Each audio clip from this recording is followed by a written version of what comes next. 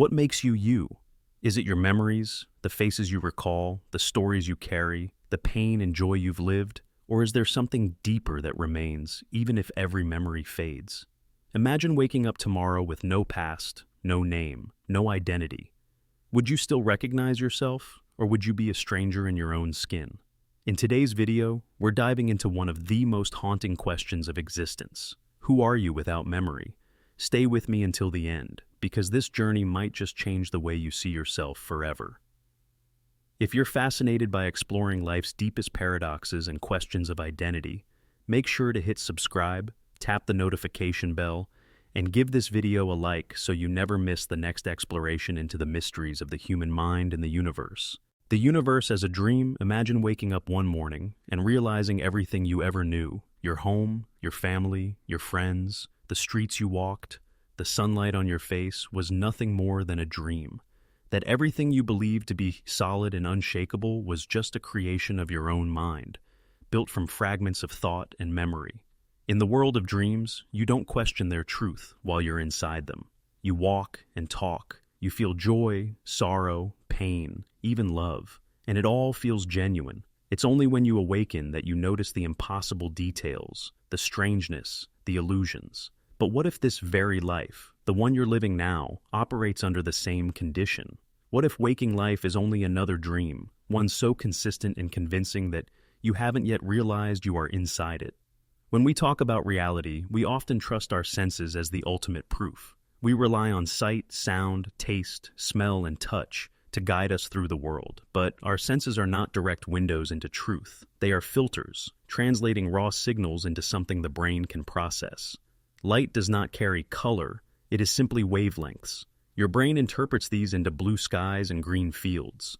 Sound is nothing more than vibrations in the air, yet to you it becomes music, laughter, or the voice of someone you love. Even touch is electrical signals processed in the nervous system.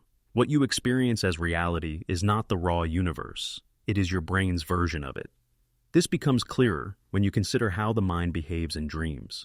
At night, your brain creates entire worlds with no input from the outside. You see landscapes you've never visited, hear voices that never spoke, and feel emotions triggered by events that never physically occurred. You might run through a city that doesn't exist, speak to a stranger who feels strangely familiar, or wake up in tears after experiencing a pain your body never suffered. Dreams prove that the mind alone is enough to create a world that feels as real as this one. If that is possible, then how do you know the life you call waking reality is not another layer of the same illusion? Philosophers have asked this for centuries. Plato described life as shadows cast on a cave wall, suggesting there is a truer reality we cannot see.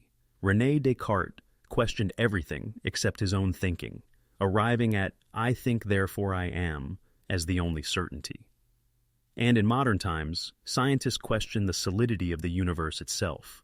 Some physicists propose that the cosmos is more like a simulation than a physical place, governed by mathematical codes rather than material objects. If the foundations of space and time are constructs, then the life you know could be nothing more than an incredibly detailed dream. Quantum mechanics complicates the picture further.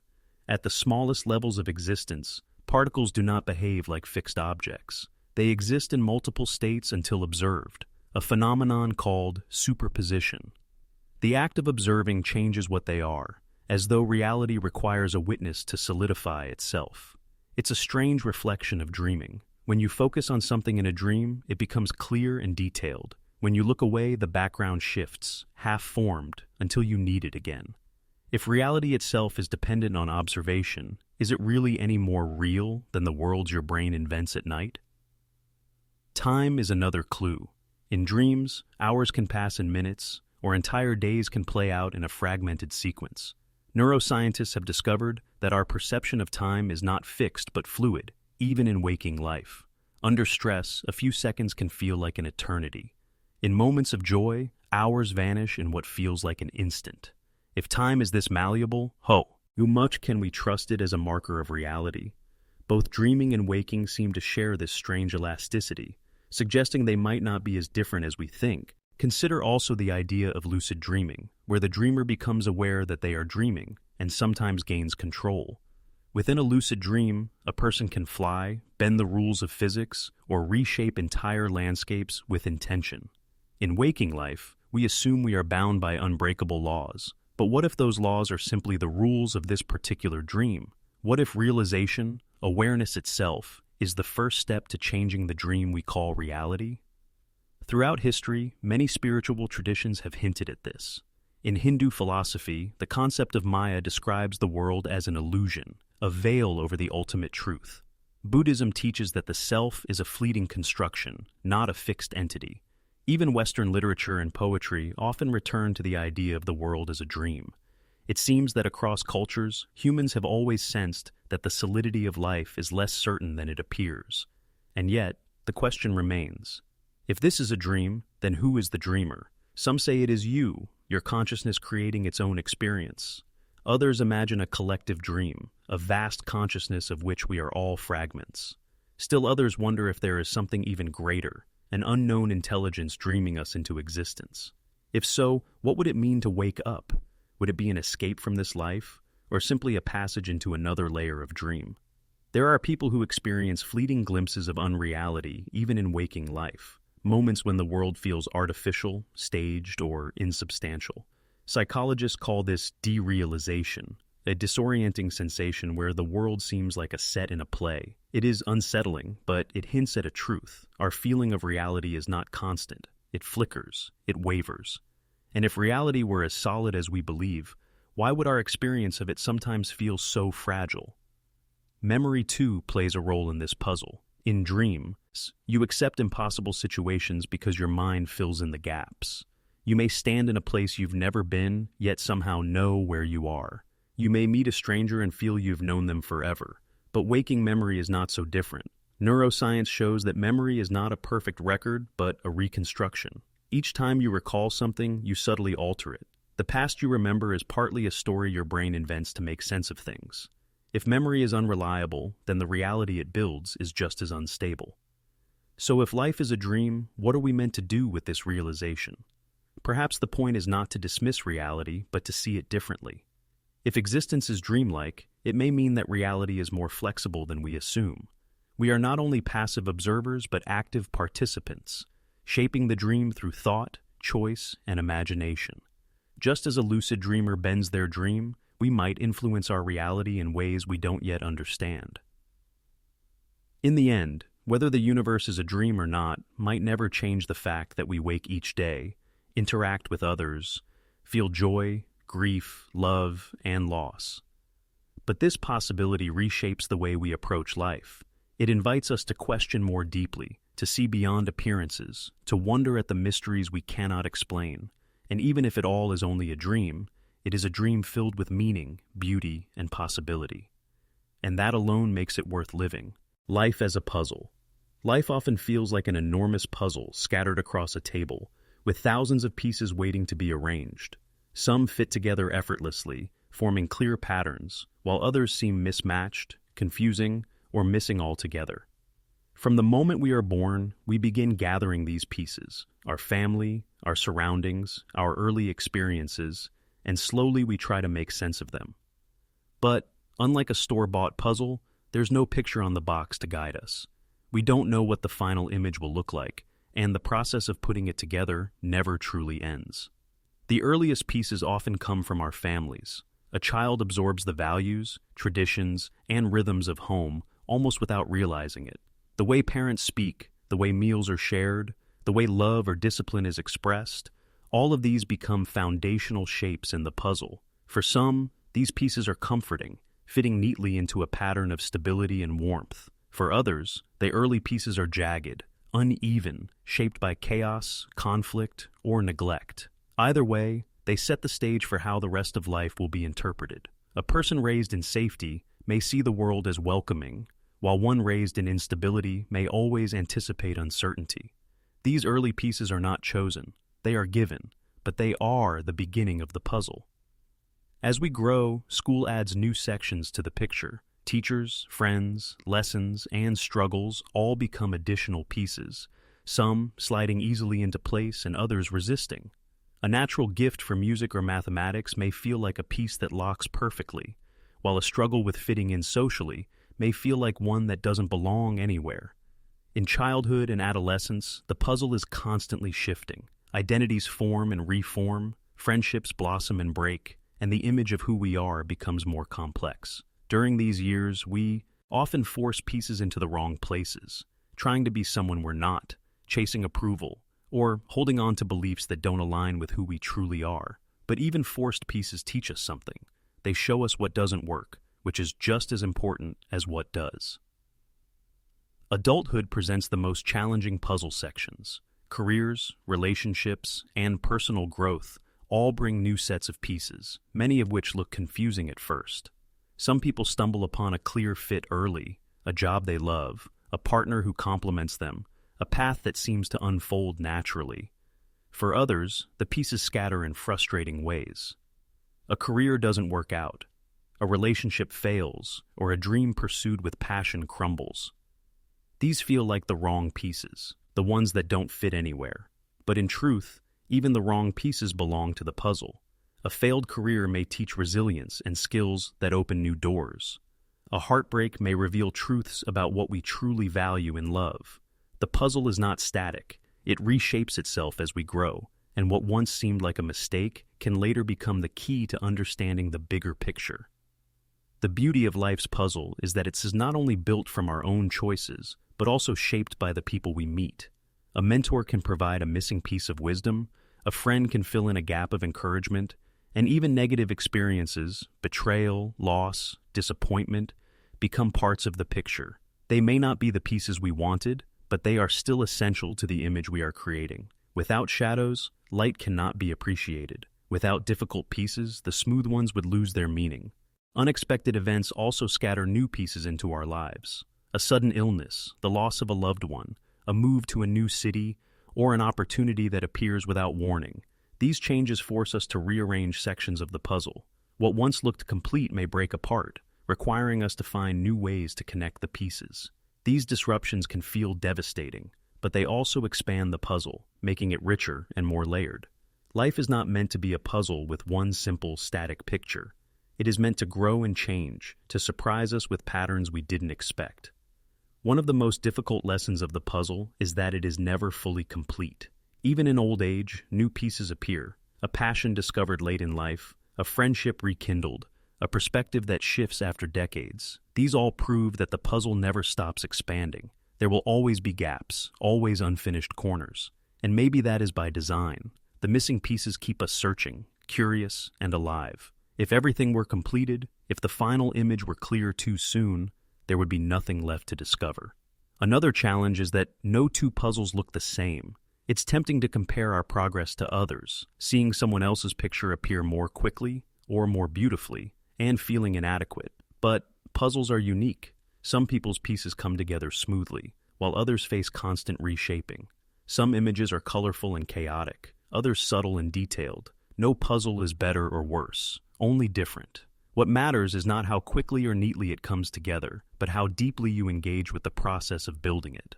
The metaphor of the puzzle also extends to identity. We often think of ourselves as fixed, but in truth, we are constantly rearranging. Beliefs shift, values evolve, and what once defined us may fade. A person who once lived for the approval of others may, one day, learn to prioritize authenticity. Someone who valued wealth above all else may discover meaning in simplicity. The puzzle does not lock permanently. It adapts, grows, and transforms with every new experience. On a deeper level, life's puzzle teaches humility. We cannot always control which pieces arrive or when they do. Some sections will remain frustratingly incomplete. Others will come together in ways that feel almost magical. The act of building is the point, not the speed of completion. Even when the pieces don't fit, the search itself gives meaning. Ultimately, the puzzle of life is not about creating a perfect picture for others to admire. It is about recognizing the beauty in the assembling, the constant shifting, the mistakes, and the breakthroughs. It's about accepting that the image may never be fully clear, and that this uncertainty is not a flaw, but a gift. Each wrong turn, each new discovery, each painful loss or joyful gain is a piece you needed, even if you don't yet see where it belongs. When you look back, the puzzle may not look the way you expected, but you will see that every piece, whether smooth or jagged, light or dark, was necessary. And in the end, life is not about finishing the puzzle. It is about the art of building it, one piece at a time. Measuring time, or time measuring us? Every day we live as though time is under our control. We divide it into hours, minutes, and seconds. We design schedules, plan events, and measure achievements against calendars and clocks. We wake to alarms, start work at precise hours, celebrate birthdays and anniversaries, and mark the passing years with candles on cakes or wrinkles on faces. Time appears to be something we track, something that bends to our needs if only we manage it well enough. Yet beneath the surface lies a deeper question. Do we measure time, or does time measure us? Consider the morning routine. A person wakes to the shrill sound of an alarm clock. The alarm doesn't care that they are still tired, that their body craves rest, that their mind is heavy. The day has begun according to the numbers on a device, and life bends to those numbers. They rush through breakfast, race to work, attend meetings, follow schedules, all while the clock ticks steadily in the background. Time does not slow when they need it, nor speed up when they wish it would. It marches forward with indifference, measuring each heartbeat, each step, each breath. As children, we experience time differently. Summers seem endless, stretching out into golden afternoons that feel like they will never end. A school day, however, can feel like an eternity, each minute dragging with unbearable slowness. But for adults, years pass in a blur. A single month can vanish before it's fully registered, and a decade can feel like it slipped by unnoticed. The same clock governs both the child and the adult, yet their experience of time could not be more different. This reveals a strange truth. Time is not simply measured externally, it is lived internally. Our perception of it shifts with age, experience, and even emotion. Stress alters time further. Waiting for test results or news of a loved one makes each second feel painfully drawn out. Deadlines, on the other hand, cause hours to vanish in what feels like minutes. A firefighter entering a burning building may have only seconds to act, yet, in their mind, those seconds stretch endlessly as adrenaline heightens perception. A driver in a near crash may recall every detail in what feels like slow motion.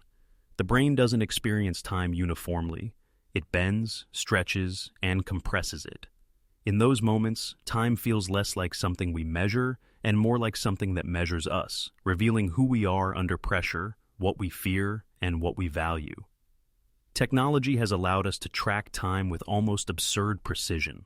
Atomic clocks can measure time so accurately that they lose only a fraction of a second over millions of years.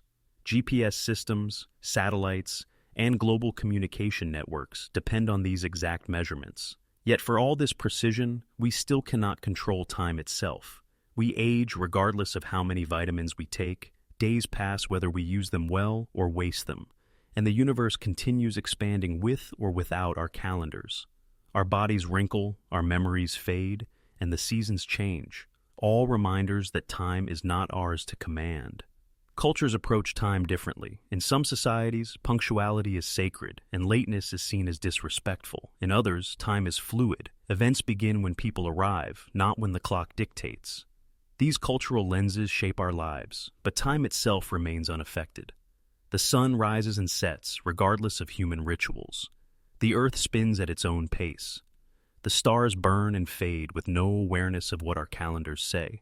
We impose order on time to feel a sense of control, yet time flows on, unbothered by our attempts to tame it. On a cosmic scale, time becomes even more humbling. The rise and fall of civilizations span mere moments in comparison to the lifespan of stars. Empires crumble, languages vanish, entire species evolve and disappear, all within a blink of the universe's eye.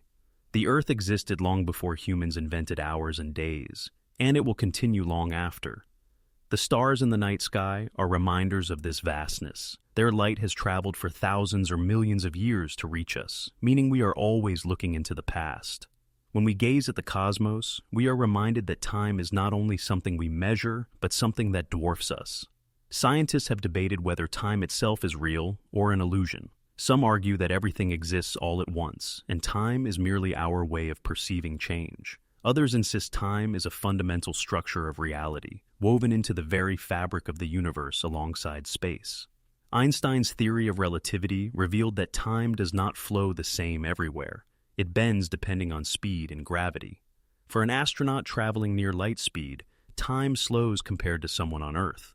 This suggests that time is not a fixed river, but a shifting current, experienced differently depending on where and how you exist. Even memory shapes time.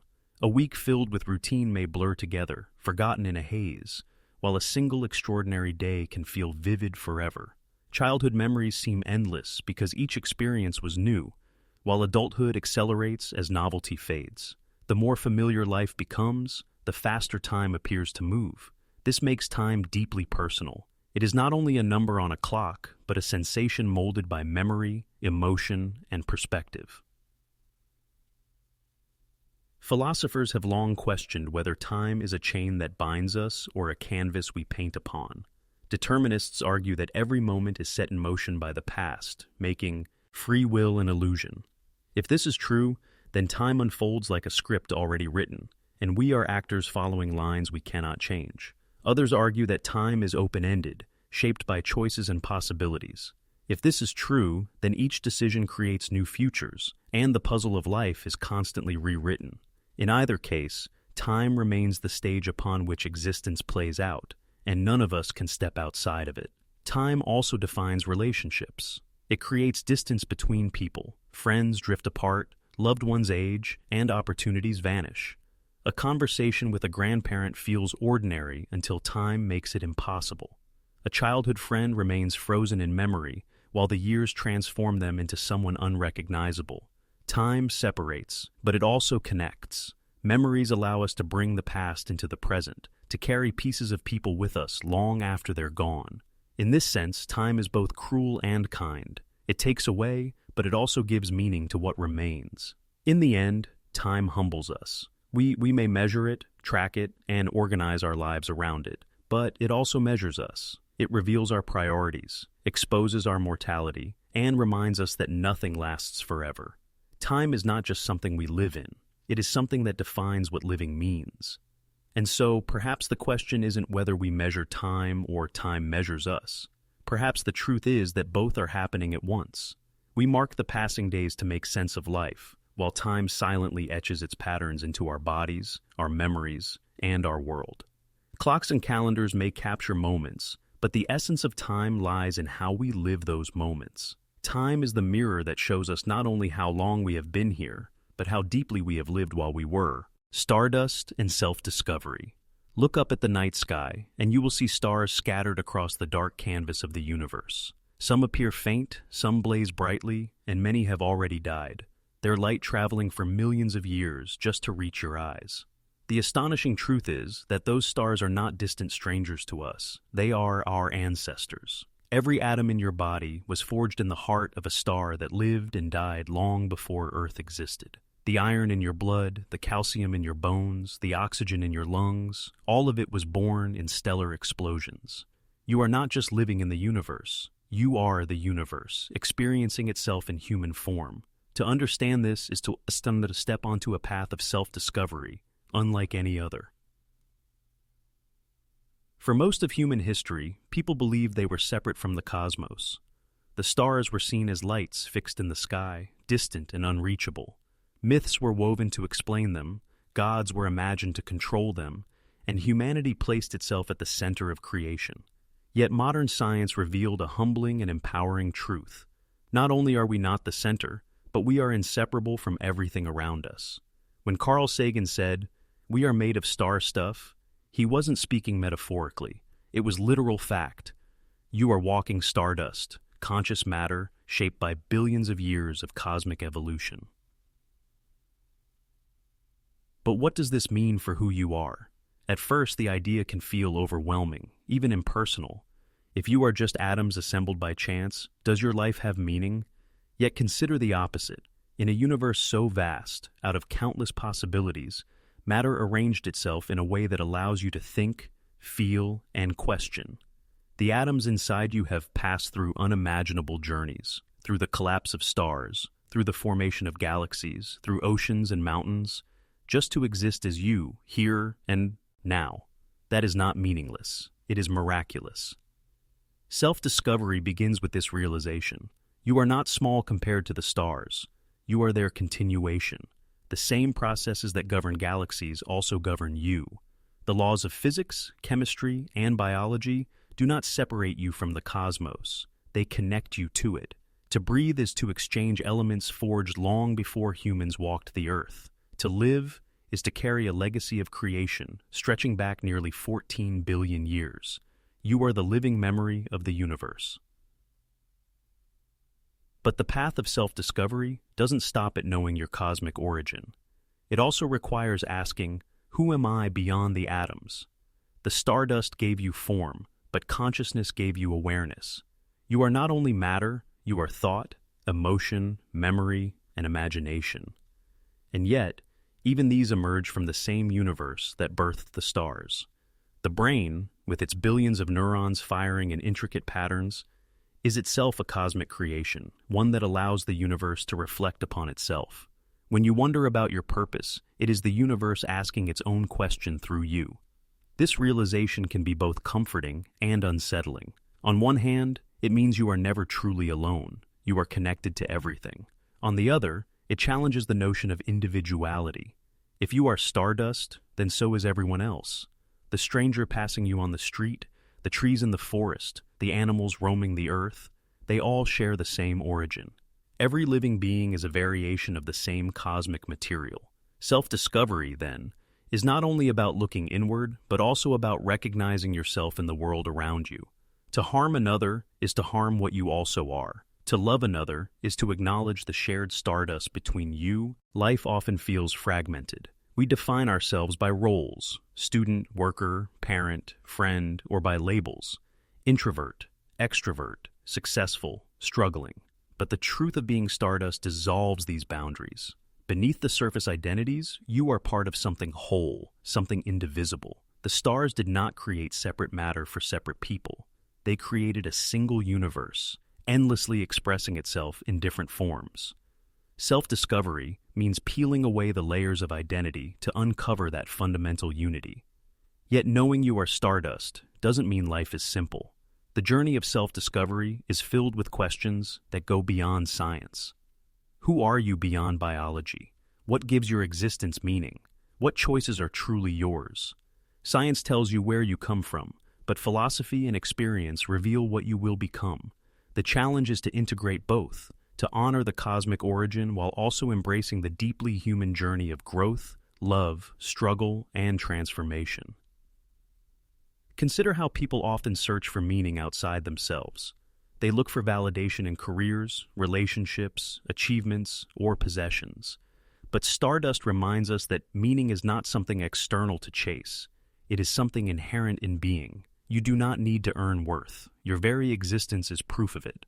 Out of billions of galaxies, stars, and planets, the universe gave rise to you. That fact alone is enough to say you matter.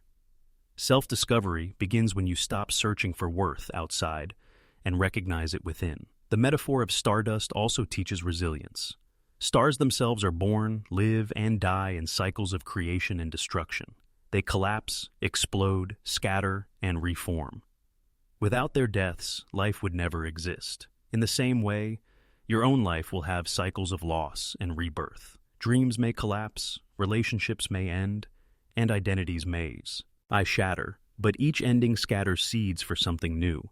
Just as stars must die to give life, so too must parts of yourself transform to create growth. Understanding this gives strength during difficult times. It reminds you that endings are not failures, but essential steps in the larger pattern of becoming. Self-discovery also involves perspective. From the viewpoint of the cosmos, human life seems brief. A star can live for billions of years, while you may see less than a century. But brevity is not insignificance. In fact, it is because life is short that it becomes precious. The fleeting nature of existence gives urgency to every moment, every choice, every connection. If you are stardust, then you are also starlight, brilliant but temporary, shining uniquely before fading. Recognizing this can shift how you live. Instead of fearing time, you begin to honor it, making each day meaningful, not because it lasts forever, but because it doesn't. And perhaps this is the deepest part of self-discovery, realizing that your search for meaning is itself an expression of the universe. When you wonder, who am I? It is not only a human asking, it is the cosmos, conscious of itself, trying to understand its own nature. You are not separate from the vastness you gaze upon at night. You are that vastness, looking back. So the next time you stare at the stars, remember this: you are looking into a mirror. The galaxies scattered above are not distant decorations, but reflections of your own origin. Their brilliance is your brilliance, their history, your history. You are not small compared to them. You are them, rearranged into a form that can dream, create, love, and wonder. And that wonder, that awareness, is the most beautiful piece of the puzzle of existence. Self-discovery, then, is not about becoming something new. It is about remembering what you already are. Stardust, Ali, V and aware, carrying the universe within you. Reality, illusion, or truth. From the moment we open our eyes in the morning, we assume the world before us is real. The bed beneath us, the walls surrounding us, the voices of loved ones, the taste of breakfast, all of it feels solid and undeniable. But what if the world we so confidently trust is not what it seems? What if reality, as we experience it, is less a truth and more an illusion, a carefully woven tapestry of perception created by the mind? This question has haunted philosophers, mystics, and scientists for centuries. Is reality truly what we see, or is it a grand deception hiding a deeper truth? Let us begin with the senses, for they are our primary gateways to the world. Sight tells us the sky is blue, touch tells us the ground is solid, hearing tells us the wind is howling. Yet none of these are direct experiences of reality. Light enters the eyes not as color, but as waves of energy. The brain interprets these waves as blue, red, green. Sound is not melody or speech. It is vibrations in the air, converted into electrical signals and reconstructed by the brain into meaning.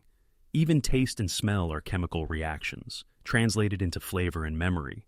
What we call reality is, in fact, a simulation created by our nervous system. It is consistent enough to convince us, but it is not the raw world itself. Dreams prove this point even further. At night, the brain constructs entire realities with no input from the outside. You walk through landscapes, meet people, and feel genuine emotions, all while your body lies motionless. Within the dream, you do not question its reality.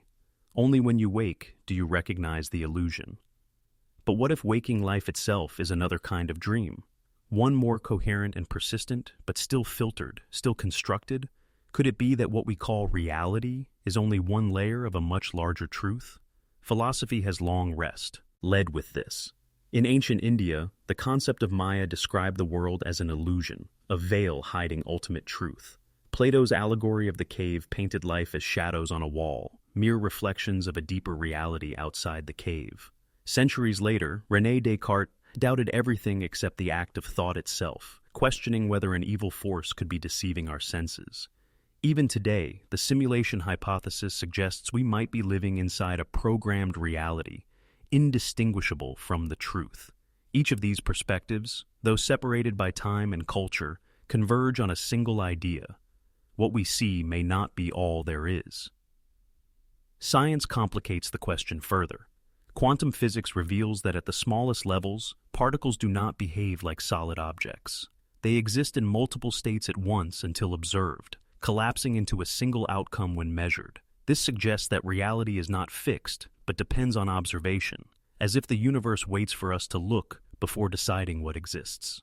Even more unsettling, experiments show that particles can influence each other instantly across vast distances, defying our common sense understanding of space and time.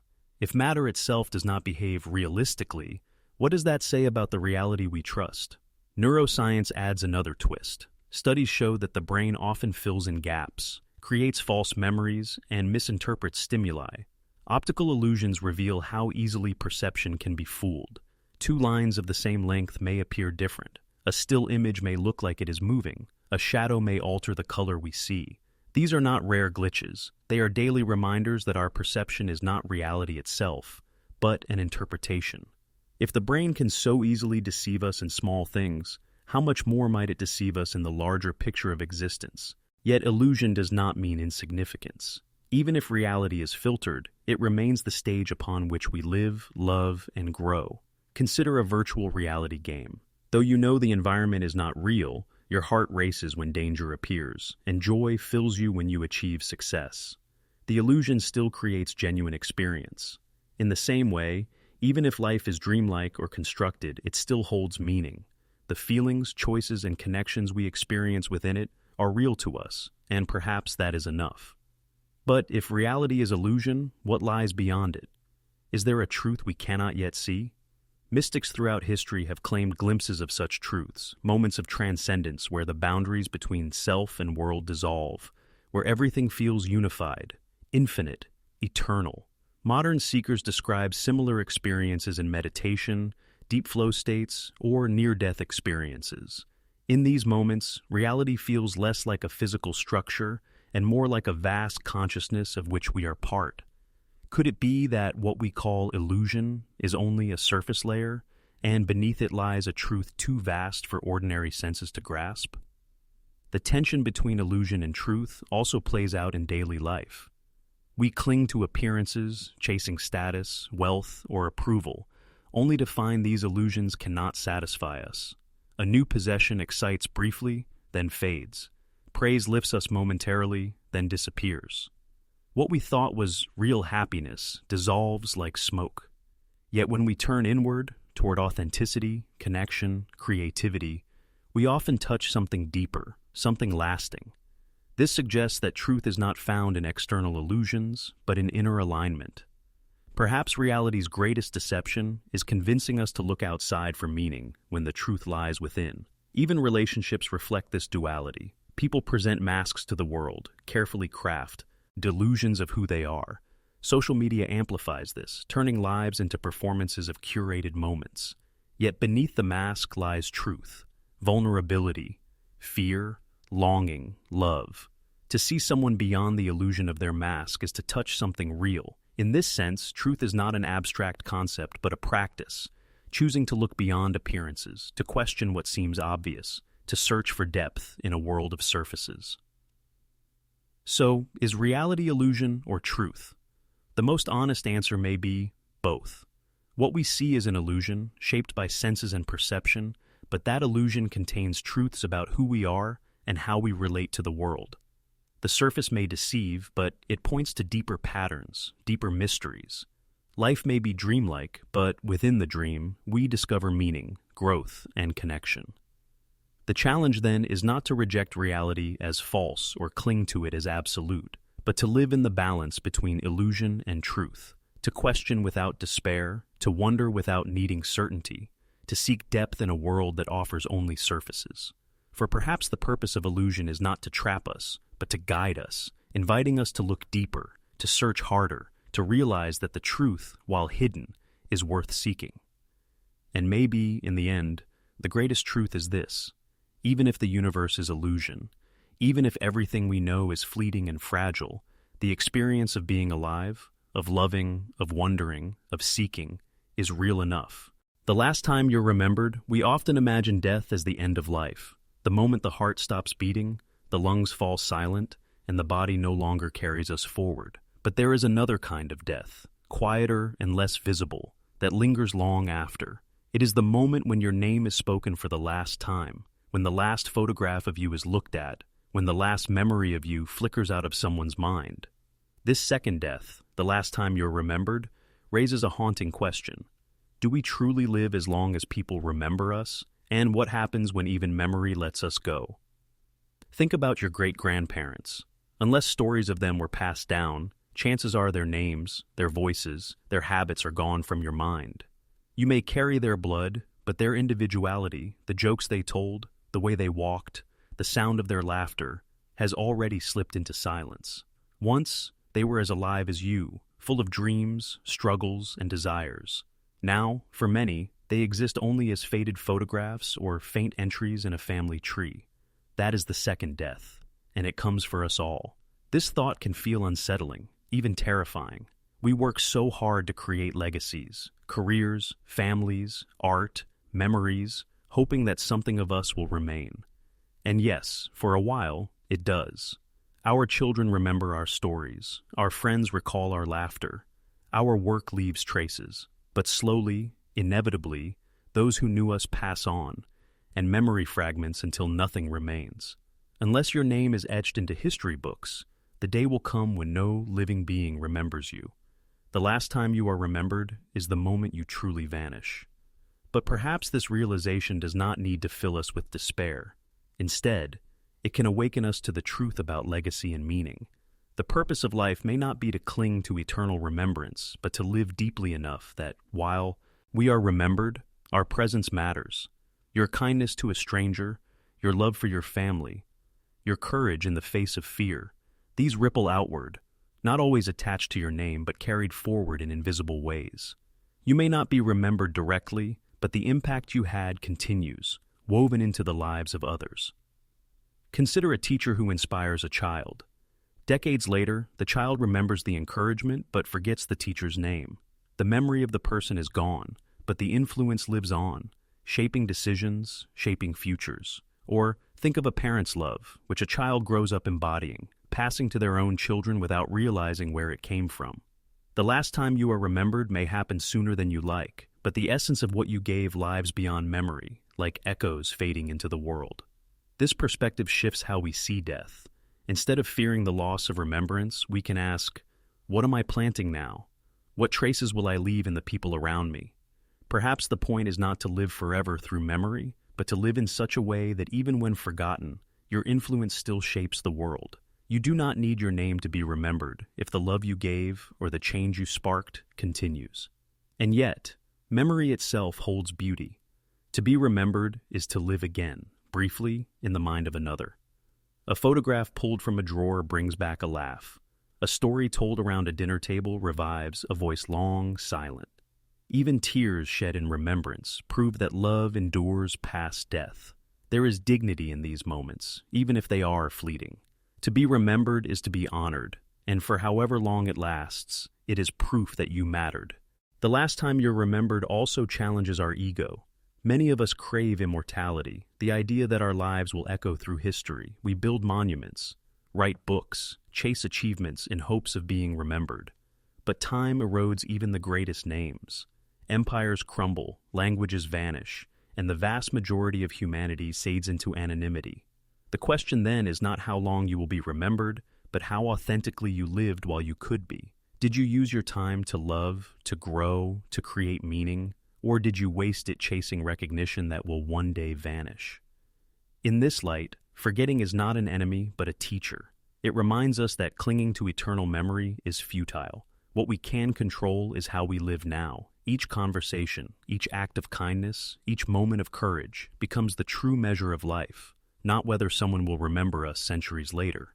The last time you're remembered is inevitable, but it does not erase the value of the life you lived. There is also a strange comfort in knowing that everyone shares this fate. The rich and the poor, the famous and the unknown, all eventually meet the same quiet end in memory. The equality of forgetting strips away illusions of superiority.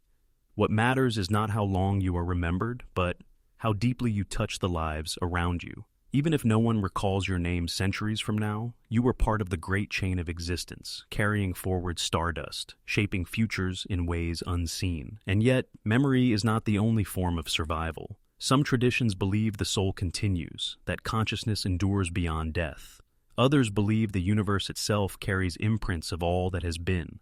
Energy cannot be destroyed, only transformed. If this is true, then even when human memory lets go, something deeper may hold us. Whether or not this is the case, it offers a perspective, perhaps remembrance is not only human, but cosmic, stored not in minds, but in the fabric of reality itself. Still, from a human standpoint, the last time you are remembered remains a powerful threshold. It invites you to live with urgency, not because you will be remembered forever, but because the time to create meaning is short. Every day you have the chance to plant seeds, acts of kindness, words of encouragement, expressions of love, that may outlast you even if your name does not. Legacy is not about immortality. It is about leaving the world slightly better than you found it, in ways both visible and invisible. So, when will be the last time you are remembered? You cannot know. It may be 100 years after your death, or sooner or later. But what you can know is this. Right now, you are alive, and you have the chance to shape how you will be remembered, if only for a while. You cannot stop the second death, but you can ensure that before it comes, you live in a way worth remembering. And perhaps the deeper truth is that remembrance itself is not the point. You are here now, breathing, thinking, loving, choosing. That is enough. To be alive is its own miracle, whether remembered forever or forgotten tomorrow. Are we dreaming now? At night when we sleep, our minds create vivid worlds. We wander through strange landscapes, encounter people we haven't seen in years, and feel emotions as if they were real.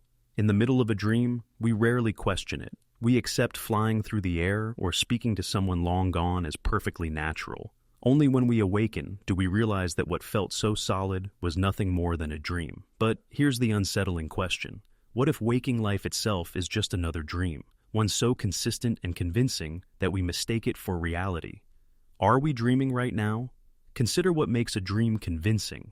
It's not logic or consistency. It's the immersive quality of experience.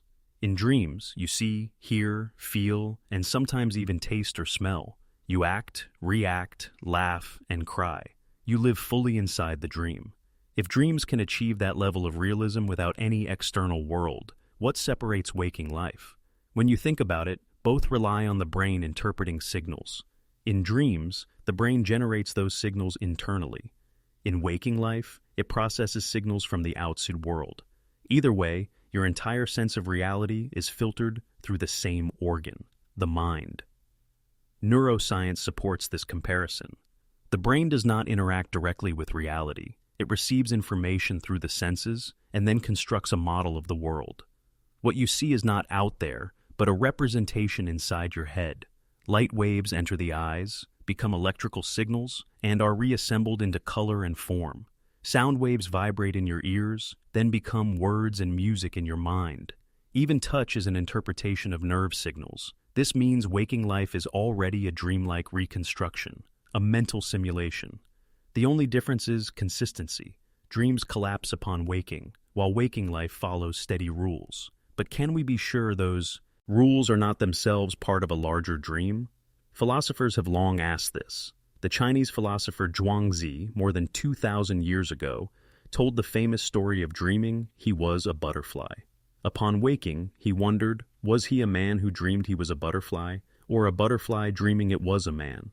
Centuries later, René Descartes questioned whether an evil demon might be deceiving his senses, making him believe in a reality that didn't exist. Today, modern thinkers raise the possibility of simulations, that we live inside a computer program so advanced we cannot tell the difference. Whether it's butterflies, demons, or simulations, the question is the same. How do we know this isn't a dream? Lucid dreaming offers an intriguing clue.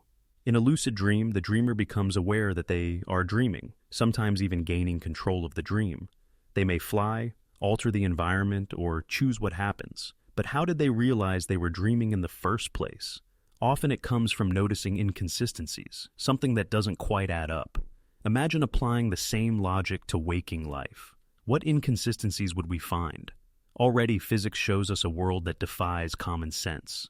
Particles existing in two places at once, time bending under gravity, and reality shifting depending on observation. All these sound more like dream logic than hard reality. Even time behaves strangely, both in dreams and waking life. A dream can last hours in the mind, though only minutes pass on the clock. In waking life, time also bends in perception. Waiting in fear stretches seconds into eternities, while moments of joy collapse hours into what feels like minutes. This elasticity suggests that time, like dreams, is not as fixed as we imagine. If both dream time and waking time can warp, how sure can we be that we're not dreaming right now? Memory complicates the matter further. In dreams, we accept impossible events because the mind fills in gaps. We know who a stranger is, even if we've never met them. We remember being in a place that doesn't exist. But waking memory is just as unreliable. Neuroscience shows that each time we recall an event, we alter it. Memories are not recordings, but reconstructions. What we believe to be the solid history of our lives may be partly invented. If memory cannot distinguish dream from waking, perhaps the boundary between them is thinner than we think. Let's test the question more personally. How can you prove you're not dreaming right now? If you pinch yourself and feel pain, that doesn't work. Pain feels real in dreams too. If you check a clock, it might seem steady, but in lucid dreaming, even clocks sometimes appear consistent for a moment. If you rely on the stability of the world around you, remember that stability exists in dreams until they unravel. In truth, there is no absolute test. Any proof you offer could itself be part of the dream. This realization can be frightening, but it can also be liberating. If life is dreamlike, then perhaps we are not as bound by its limits as we think. Just as lucid dreamers bend their dreams, perhaps we too have the power to shape reality with intention. We already know perception influences experience. A shift in mindset changes how the world feels. A change in focus alters what opportunities appear. If life is a dream, then thoughts, choices, and awareness may carry far more power than we give them credit for. Spiritual traditions often describe life as dreamlike. In Hindu philosophy, the world is Maya, an illusion veiling ultimate reality. In Buddhism, awakening means realizing the self, and the world are not as solid as they seem. Mystics across cultures speak of moments where the illusion drops, where everything feels interconnected, infinite, timeless. Perhaps asking, "Are we dreaming now?" is not just a philosophical curiosity, but a doorway to awakening, an invitation to see reality differently. Still, even if life is a dream, does that make it less meaningful? Think of your nightly dreams. Within them, you feel love, fear, joy, sorrow. The emotions are genuine, even if the world is not. In the same way, if waking life is dreamlike, the experiences still matter. Love is still love, pain is still pain, growth is still growth. Illusion does not erase meaning, it reshapes it. The point may not be whether this is a dream, but how deeply you live inside it. And maybe that's the real lesson. To ask, "Are we dreaming now?" is to recognize how fragile reality is, how dependent it is on perception, how easily it could be something else. Instead of fearing that fragility, we can embrace it. Life is brief and uncertain, but it is also astonishing. Whether dream or truth, it is the only reality we have right now. So, live it fully, as if it were both fragile illusion and profound truth at once. The sound of a falling tree. There is a classic question often posed in philosophy. If a tree falls in a forest and no one is there to hear it, does it make a sound? At first, the answer seems obvious. Of course it does. A tree falls, vibrations ripple through the air, and sound waves are produced. But then the question presses deeper. Without an ear to perceive those waves, is there really sound? Or is sound only the experience of a mind interpreting vibrations? This simple thought experiment expands into a profound reflection on reality itself, on perception, and on what it means for something to exist. Sound, scientifically, is nothing more than vibration. When a tree falls, it displaces air molecules, sending waves outward. Those waves travel, waiting to be caught by an ear. But without ears, without perception, those waves remain vibrations, not sound. Sound exists only when a brain translates vibrations into meaning. A falling tree may shake the ground, scatter leaves, and release energy into the forest. But if no being is there to hear, is there truly sound or only silent motion? This question pushes us to examine how much of reality depends on perception. We assume the world exists independently of us. Mountains rise, rivers flow, stars burn, all regardless of human eyes. Yet our experience of these things depends entirely on our senses. The sky looks blue because of how our eyes process scattered light. A dog with different vision sees something else. A bat, using echolocation, sees the world through sound. The tree, then, may make a sound to a bat but not to a human. Does the sound exist in itself, or only as a relationship between object and observer? In this way, the falling tree becomes more than a question about forests. It becomes a mirror to our understanding of existence. Do things exist without being perceived? Is reality independent of consciousness? Or is consciousness essential to reality? If perception shapes experience so completely, then perhaps what we call reality is not a fixed truth, but a collaboration between the world and the mind. Quantum physics deepens the puzzle. On the subatomic level, particles exist in multiple states at once until observed. Only when measured do they collapse into a single outcome. It's as if the universe itself waits for an observer before deciding what is real. The tree falling in the forest may vibrate endlessly, But does it become sound only when observed, just as particles become definite only when measured? If so, then perhaps reality itself is participatory. Without consciousness, the universe may remain unfinished, potential waiting for awareness to bring it into form. The thought experiment also reflects human existence in a personal way. Think of your own life, your struggles, your joys, your achievements. What happens to them if no one notices? If you work hard in silence, does it matter? If you create something beautiful but no one sees it, does it exist as beauty? The tree falling in solitude reflects the fear many carry, that without recognition, their lives may be meaningless. Yet perhaps meaning, like sound, is not dependent on others' perception, but on the event itself. A tree falls whether heard or not. Its energy changes the forest. It opens space for sunlight, nourishes the soil, shelters insects, and plants new beginnings. So too with us, our actions ripple outward, even if unseen. Meaning may not depend on applause, but on the quiet impact we leave behind.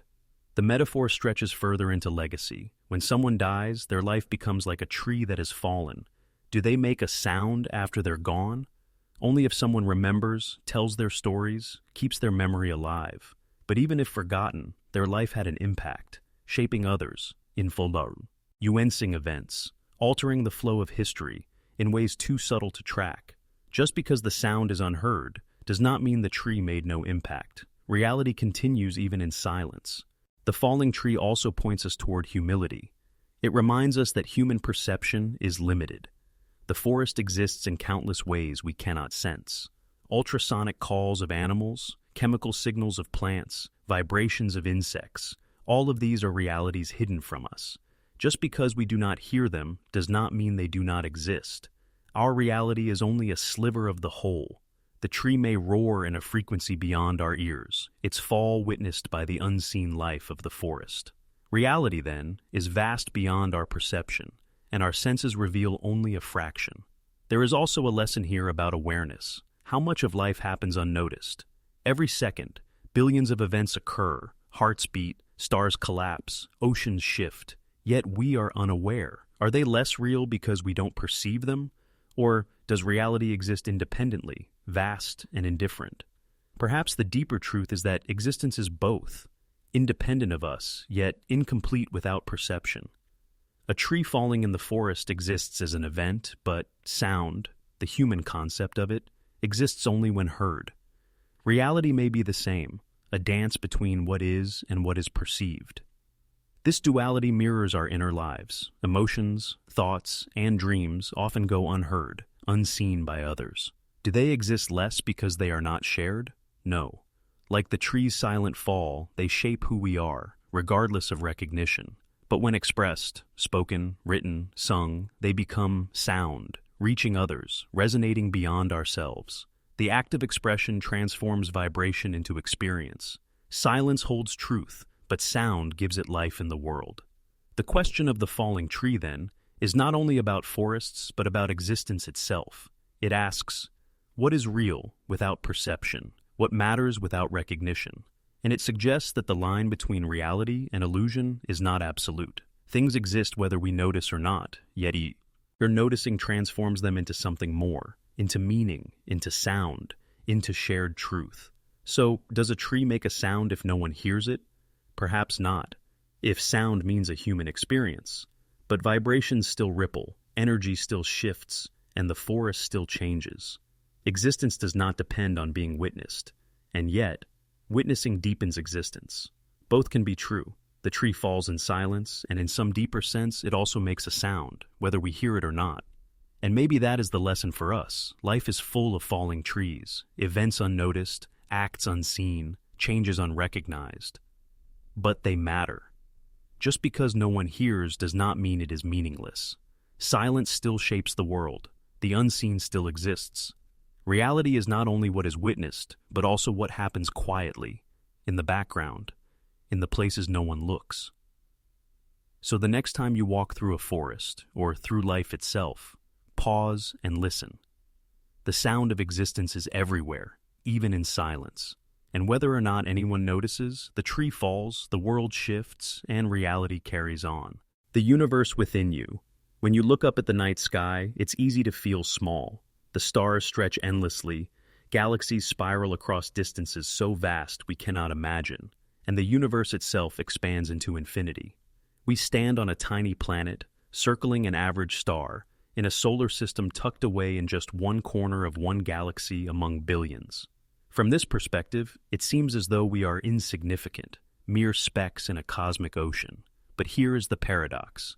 As much as we are into the universe is also within us. Every element of our bodies, every thought in our minds, every breath we take connects us back to the cosmos. You do not just live in the universe, you are the universe experiencing itself through human form. This truth begins at the atomic level. The carbon in your cells, the oxygen in your blood, the calcium in your bones, and the iron flowing through your veins were all born in the heart of stars. Billions of years ago, massive stars lived, burned, and eventually exploded in supernovas, scattering their elements into space. Those elements gathered into clouds of dust and gas, which over time coalesced into planets, oceans, and eventually life. You are, quite literally, stardust arranged into a living, breathing, thinking being. To say the universe is within you is not metaphor, it is scientific fact. But the connection runs deeper than atoms. The same laws of physics that shape galaxies also govern the firing of your neurons. The patterns of energy and matter that create solar systems echo in the patterns of thought and emotion within your brain. Consider the human mind. Billions of neurons communicating through electrical signals, forming vast networks that give rise to consciousness. Compare this to billions of stars forming galaxies, bound together by gravity. On vastly different scales, the structures mirror each other. The cosmos is not separate from you. It is reflected inside you. This idea also touches memory and imagination. Every image you hold in your mind, every star you picture, every dream you chase, exists because of the universe within. When you imagine the stars, it is not only your brain creating pictures, it is the universe remembering itself, reflecting on its own creation through you. Consciousness is the universe turned inward. Your questions about existence are the cosmos questioning itself. Every time you wonder who you are or why you're here, the universe itself is seeking its own answer through you.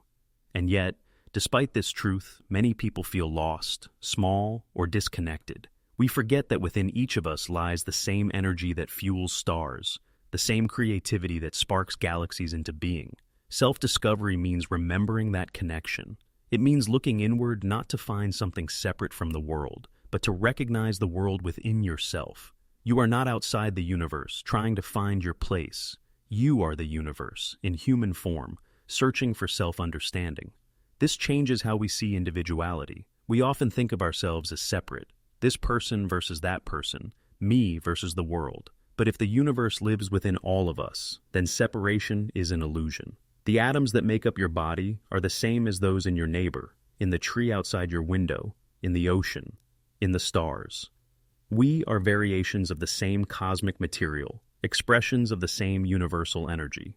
To hurt another is, in a sense, to hurt yourself. To love another is to acknowledge the shared stardust between you.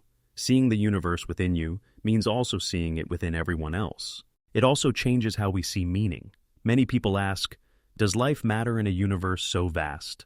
But when you realize that the universe is not something out there, but also in here, the question shifts. Life matters because it is the universe's way of experiencing itself in countless forms. Every thought, every emotion, every act of kindness is part of that great unfolding. Your existence adds to the universe's story, and without you, that story would be incomplete. Consider breath itself. Each time you inhale, you draw in oxygen atoms that may have once been inside ancient forests, oceans, or even other beings. Each time you exhale, you release carbon that will feed plants, nourish soil, and continue the cycle of life. Breath is a reminder that the universe moves through you constantly. You are not a static object, but a flowing process, a dance of matter and energy that connects to everything else. Even silence reflects this truth. In meditation, when you close your eyes and quiet the mind, you begin to feel the universe within more clearly. Thoughts come and go like passing clouds, but beneath them lies awareness itself, spacious, vast, timeless. That awareness is not separate from the universe. It is the same stillness that existed before stars were born, the same openness into which galaxies expand. To touch that stillness is to remember your place not as a separate fragment, but as part of the whole. The universe within you is not only vast, but also creative. Just as stars birth planets, you birth ideas. Just as galaxies spiral into patterns, your life spirals into stories. You are both a creation and a creator. Your choices, your voice, your imagination, all are ways the universe continues to express itself. This realization carries responsibility. If the universe lives within you, then how you live shapes the universe itself. Each act of kindness expands its beauty. Each moment of cruelty dims it. You carry not only your own life, but also the responsibility of being a vessel of the cosmos. And there is wonder in this too. When you look at the stars, you are not gazing at something foreign. You are looking at your own history, your own origin, your own reflection. The light you see traveled across time and space, but it is kin to you. The atoms in your eyes that received that starlight were once inside stars themselves. You are starlight seeing starlight, stardust reflecting stardust. The universe is both above you and inside you, both infinite and intimate. So, the next time you feel small beneath the night sky, remember this: you are not looking at something distant. You are looking into a mirror. The vastness you see is the same vastness within. The universe does not make you insignificant. It makes you essential. Without you, it would not have this perspective, this awareness, this moment of reflection. You are the eyes of the universe, the voice of the cosmos, the heart of stardust, come alive. To discover yourself, then, is to discover the universe. And to discover the universe is to discover yourself. The two are inseparable. You are not a drop in the ocean. You are the entire ocean, expressed in a drop. Déjà vu and parallel realities. There are moments in life that stop us in our tracks, moments when the ordinary suddenly feels extraordinary. You walk into a room you've never been in, yet every detail feels familiar. You meet someone for the first time, yet you feel you've known them forever. Or you hear a sentence spoken, and it feels like you have heard those exact words before, in that exact moment. This strange sensation is known as déjà vu, French for already seen. It's fleeting, it's mysterious, and it has puzzled human beings for centuries.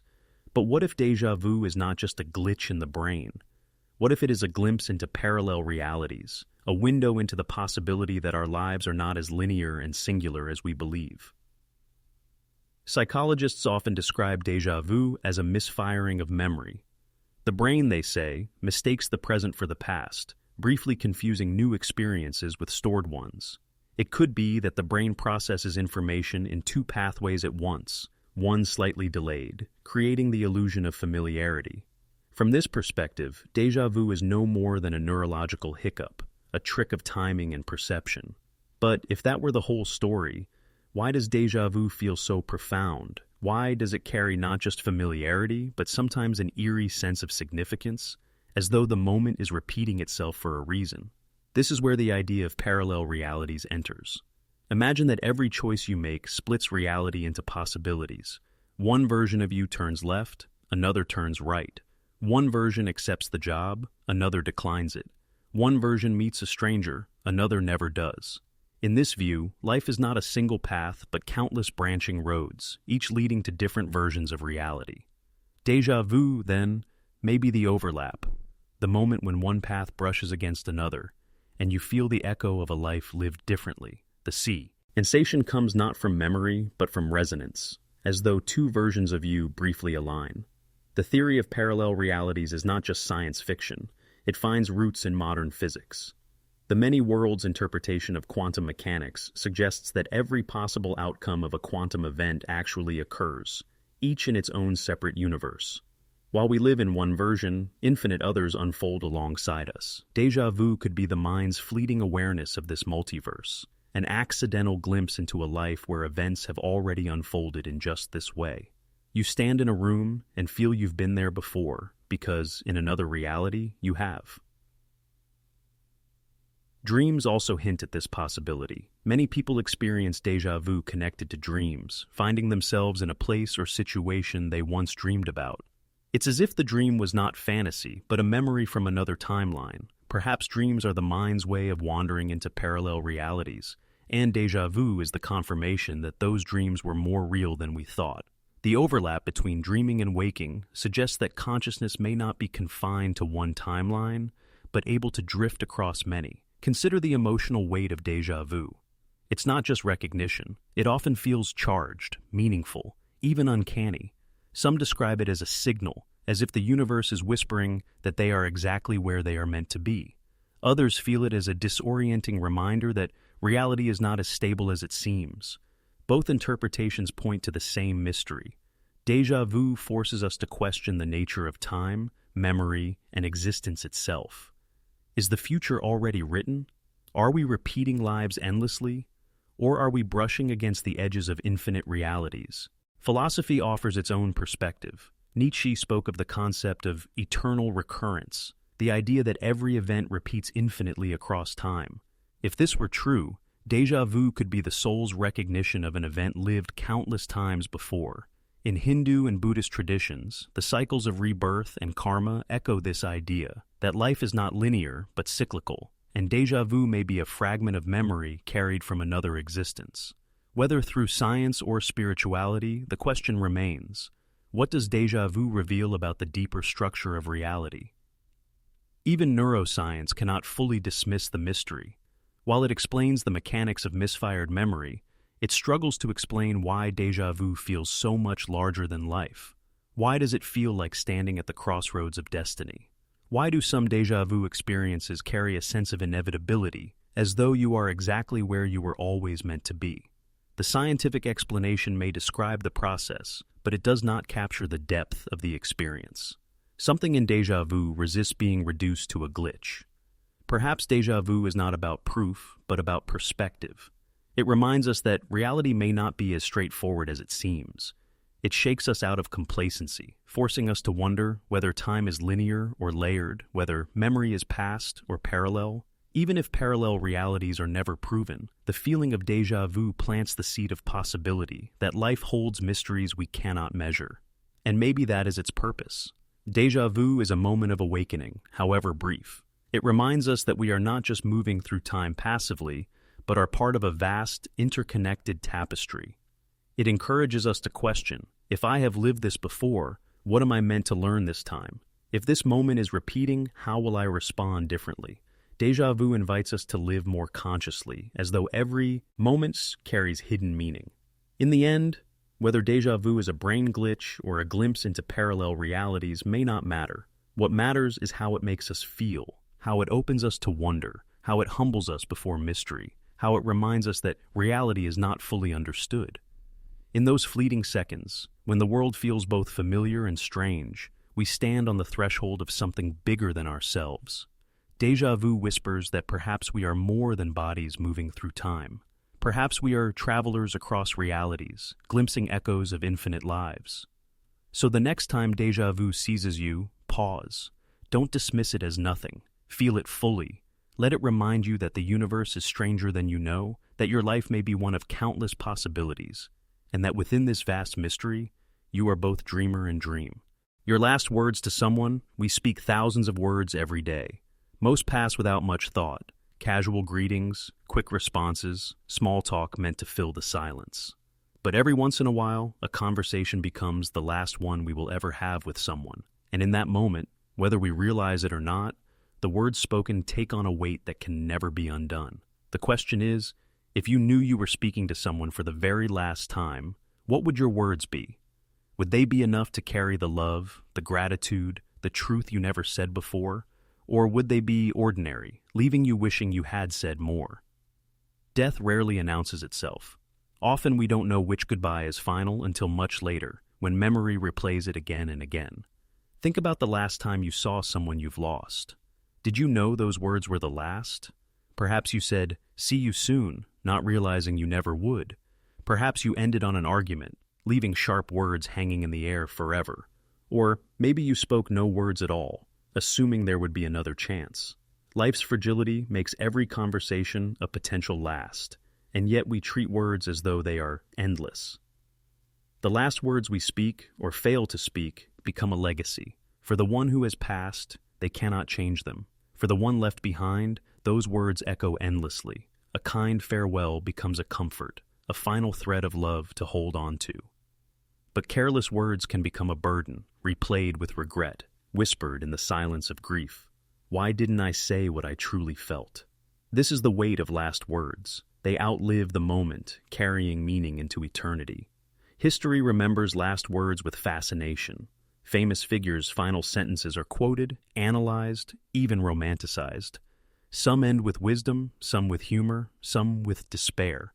But beyond history books, every ordinary life holds last words that matter just as much. A parent's final blessing to a child, a friend's last encouragement, a whispered, "I love you," at a bedside. These moments are not recorded in books, but they are written permanently in the hearts of those who hear them. The truth is, we rarely know when the last conversation will come. That is what makes the question so powerful. What if you treated every word as though it could be your last? Would you speak with more kindness, more honesty, more presence? Would you let go of grudges more easily? Would you make sure the people you love knew it beyond any doubt? If we lived with the awareness that any moment could be final, we would speak differently. We would choose words not just to fill silence, but to plant seeds of connection that last beyond absence. There is also the unspoken, the words we never say but wish we had. How many times have people wished for one more conversation, one more chance to express love, forgiveness, or gratitude? Regret often grows not from the things said, but from the things left unsaid. Silence can weigh heavier than sharp words. The last chance may slip by unnoticed, and with it, the opportunity to speak what truly matters. To avoid that regret, we must learn to speak the important things now, while we can. But last words are not always spoken aloud. Sometimes they are gestures, a look in the eyes, a hand squeezed in understanding, a smile that says everything words cannot. Sometimes the last words are silence filled with presence, and perhaps that is enough. For language, powerful as it is, cannot capture the full depth of love or sorrow. What matters is not only the words themselves, but the truth they carry. From another perspective, last words also reveal us. In our final moments, stripped of pretense, what rises to the surface shows what mattered most. Some speak of love, some call for family, some reach for faith, others cling to humor or defiance. Whatever the form, the last words we choose, or that choose us, become a mirror of our deepest selves. They reveal not who we pretended to be, but who we truly were when nothing else remained. But what about those who never got to speak their last words? Accidents, sudden losses, silence between people, all of these leave gaps. The last words are missing, incomplete. In those cases, the living are left to imagine what might have been said, and often they find meaning in what was always unsaid but deeply felt. Love that was never spoken but shown in actions. Forgiveness that was never voiced but lived. Sometimes the truest last words are not sentences but memories. Here lies the challenge and the invitation. To live and speak as though every word matters, because it does. To understand that the ordinary goodbye might one day become sacred. To make peace more quickly. To say, "I love you" more often. To offer encouragement while there is still time. To treat silence not as absence but as presence. The last words to someone may arrive when you least expect it, and when they do, you will never have another chance to change them. And yet, there is comfort too. Even if the last words were not perfect, even if regret lingers, love has a way of reaching beyond them. The essence of who we are is not contained only in one sentence or one moment, but in the totality of our lives. The people we love carry us not in a single phrase, but in the accumulation of years, our laughter, our care, our presence. Last words matter, but they do not erase everything else. Love speaks even when words fall short. So, ask yourself, if tonight was the last, the time you could speak to someone you love, what would you say? Would you hold back, waiting for tomorrow? Or would you speak the truth now, knowing that tomorrow is never guaranteed? Life is fragile. Conversations end without warning. Words carry more weight than we realize. Do not wait until it is too late to say what truly matters. Because one day, your last words to someone will come. And when they do, may they be words of love, words of peace, words that leave no regret. For those words will outlive you, carried in the heart of another, echoing long after your voice has gone silent. Infinite you, infinite choices. Every day you make choices, some small, some life-changing. What to eat, who to talk to, which risks to take, which fears to avoid. Most decisions seem ordinary in the moment, yet each one shapes the path you walk. What's astonishing is that for every choice you make, there are countless others you could have made instead. And with each unrealized choice lies another version of you, another life, another story unfolding differently. This thought leads to a profound possibility. There may not be just one version of you, but infinite versions, scattered across infinite choices. Think back to a major decision in your life. Maybe it was choosing a career, a relationship, or a place to live. What if you had chosen differently? In another timeline, perhaps you pursued art instead of business, stayed instead of leaving, said yes instead of no. That version of you still exists, not here, but in the realm of possibility. Some believe it exists in literal parallel universes, where every decision branches into a new reality. Others see it metaphorically, as the infinite lives we carry in imagination and memory. Either way, the truth remains. You are more than the path you walk. You are the sum of infinite possibilities, some lived, some unlived, but all part of you. Science lends its voice to this mystery. The many worlds interpretation of quantum mechanics suggests that every possible outcome of every event exists in its own universe. In one, you are watching this video. In another, you click something else. In one, you followed your dreams. In another, you let fear hold you back. These parallel selves may never meet, but together they form the tapestry of infinite you. Déjà vu, strange dreams, or uncanny feelings may even be glimpses of those other lives brushing against your own. But even without physics, the infinite you exists within your mind. Every time you imagine what if, you create a shadow life. What if you had confessed your feelings to someone? What if you had taken that opportunity? What if you had chosen courage instead of safety? These shadow selves live quietly inside you, reminders of paths unexplored. They are not mistakes but teachers, showing you who you might have been, urging you to live more fully in who you are now. This idea can be overwhelming. If infinite choices exist, how do we know which is right?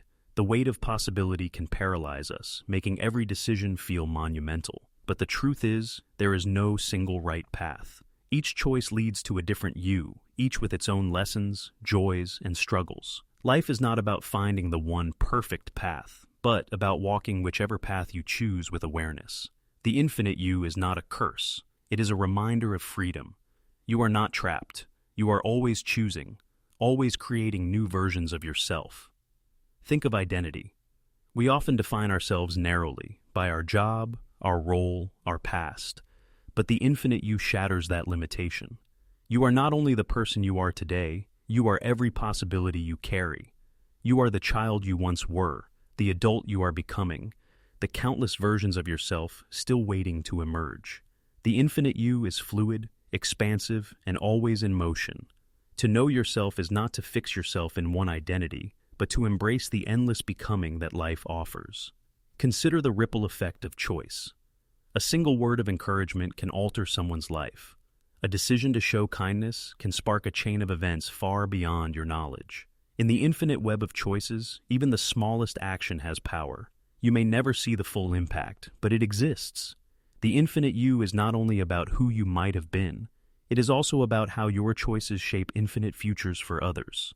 You are not a lone traveler. You are part of an interconnected web of infinite possibility. Spiritual traditions echo this truth.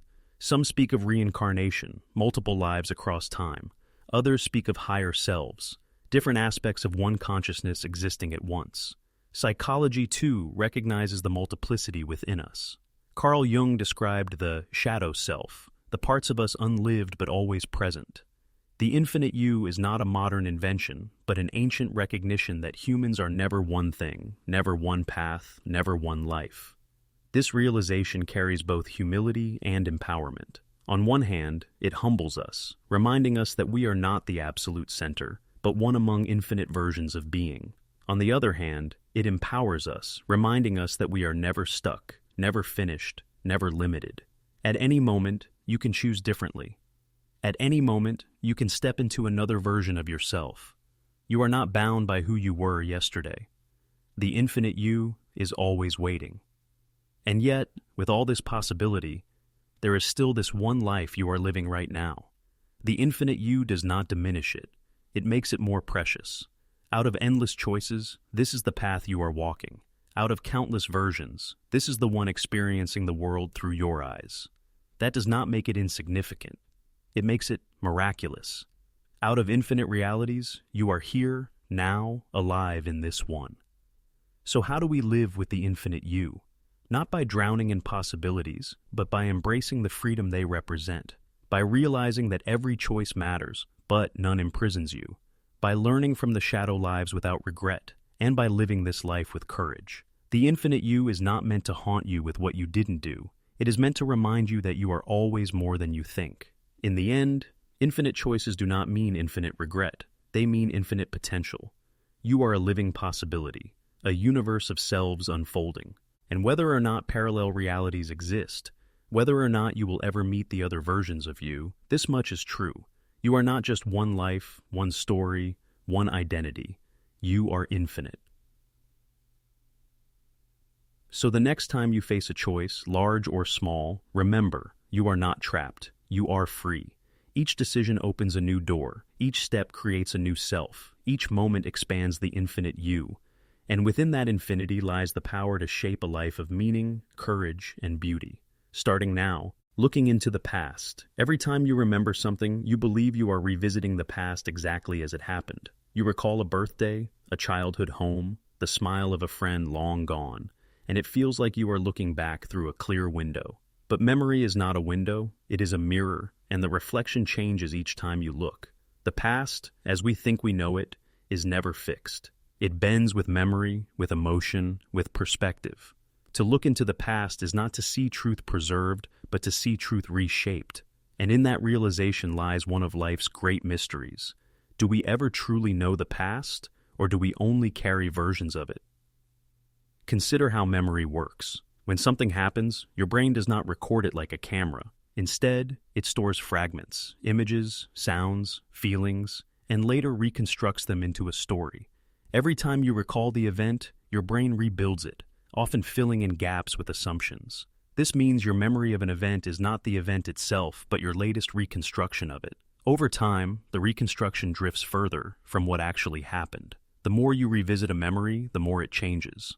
Looking into the past is less like replaying a film and more like retelling a story, each telling slightly altered by who you are in the present.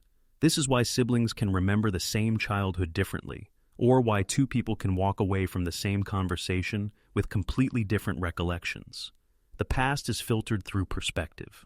What you notice, what you emphasize, what you forget, all are shaped by your emotions, your beliefs, and your growth. A painful memory may seem unbearable in the moment, but years later it can be reinterpreted as a turning point, even a source of strength. The event did not change, but your relationship to it did. The past is not static, it evolves with you. But if the past is always changing in memory, what does that say about reality itself? History, after all, is collective memory. Nations tell stories about their origins. Families pass down traditions, cultures preserve myths. Yet even these shared pasts are reconstructions, shaped by perspective and power. What we call history is often selective, emphasizing some events while erasing others. Looking into the past as a society is not about uncovering objective truth, but about negotiating meaning. Whose version of the past we accept shapes who we believe ourselves to be. Science pushes the question even further. When we look into the night sky, we are literally looking into the past. The light from distant stars has traveled for thousands, millions, even billions of years to reach us. When you gaze at the stars, you are seeing them not as they are now, but as they once were. Some may no longer even exist, their light still crossing space long after the star itself has died. In this sense, the past is always with us, written in light, carried across the universe. The cosmos itself reminds us that to see is to look backward in time. Even the present is slippery. Neuroscience shows that the brain processes sensory input with slight delays, fractions of a second behind real time. Technically, we are always living in the past, always catching up to events that have already happened. The now we trust is itself a memory, not pure immediacy.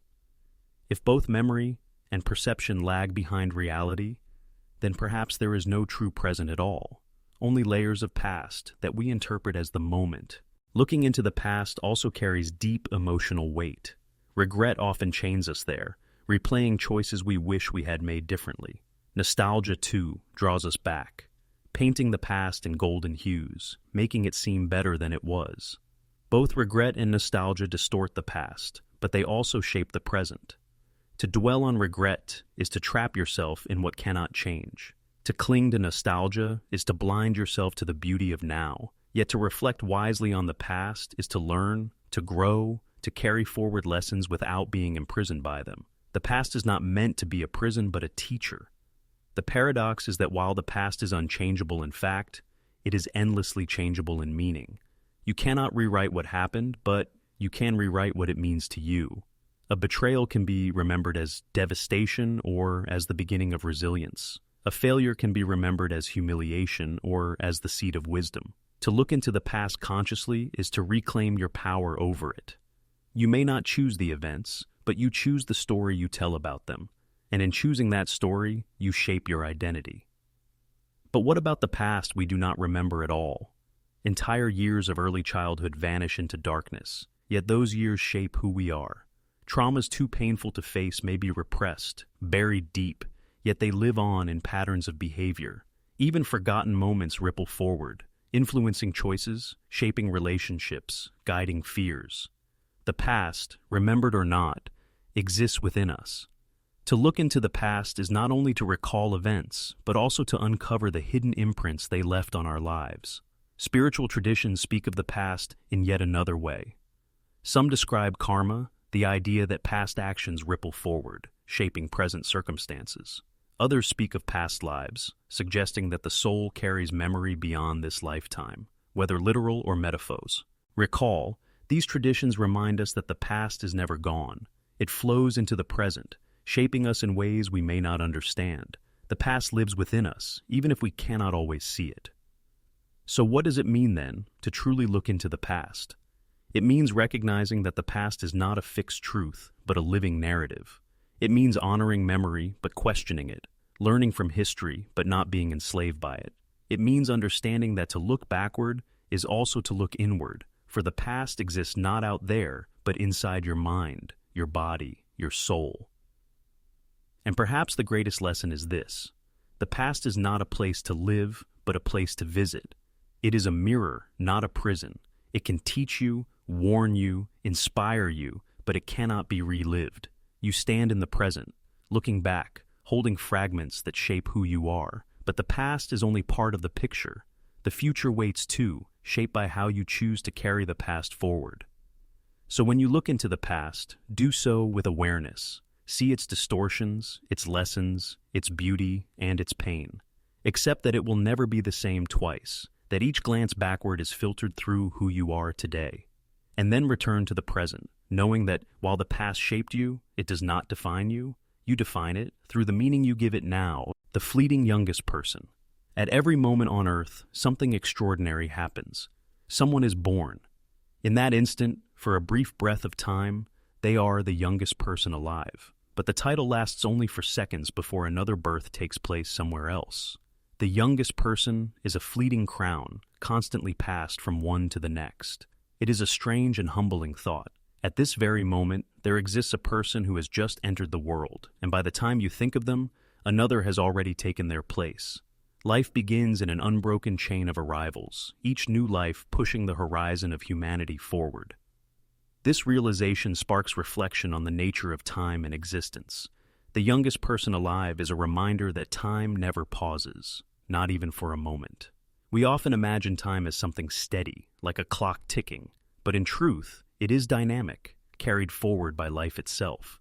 Every birth is not just the start of an individual life, but also a marker in the ceaseless river of human history. The fleeting youngest person reminds us that life is always beginning, even as it is always ending. Consider what it means for someone to be the youngest. In those first seconds, they know nothing of the world's beauty or its cruelty. They carry no memories, no regrets, no ambitions. They are pure potential, untouched by failure, unshaped by experience. The youngest person alive is, in a sense, the most innocent human on earth. And yet, before we even realize who they are, they begin to age. Their innocence fades, their life begins to take shape, and the title moves on. The youngest person is always slipping away, always becoming someone else. This fleeting title also shows us the paradox of individuality and universality. On one hand, every birth is unique, unrepeatable, personal. On the other, it is part of a constant rhythm of billions of lives. The youngest person exists as a symbol of renewal, not as a permanent individual, but as an eternal role filled by countless people in turn. Humanity itself is always young, because someone is always being born, and humanity is always old, because countless generations stretch behind us. In this way, the fleeting youngest person embodies both beginnings and continuity. It also reminds us of the relativity of time. For parents, the youngest person may be their child, a life that changes everything.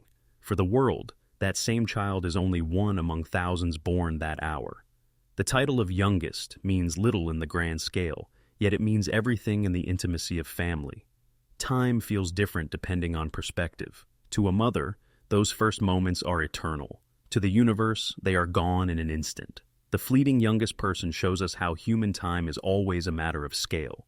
But what does it mean for us as we move further away from that moment of beginning? None of us holds the title of youngest for long.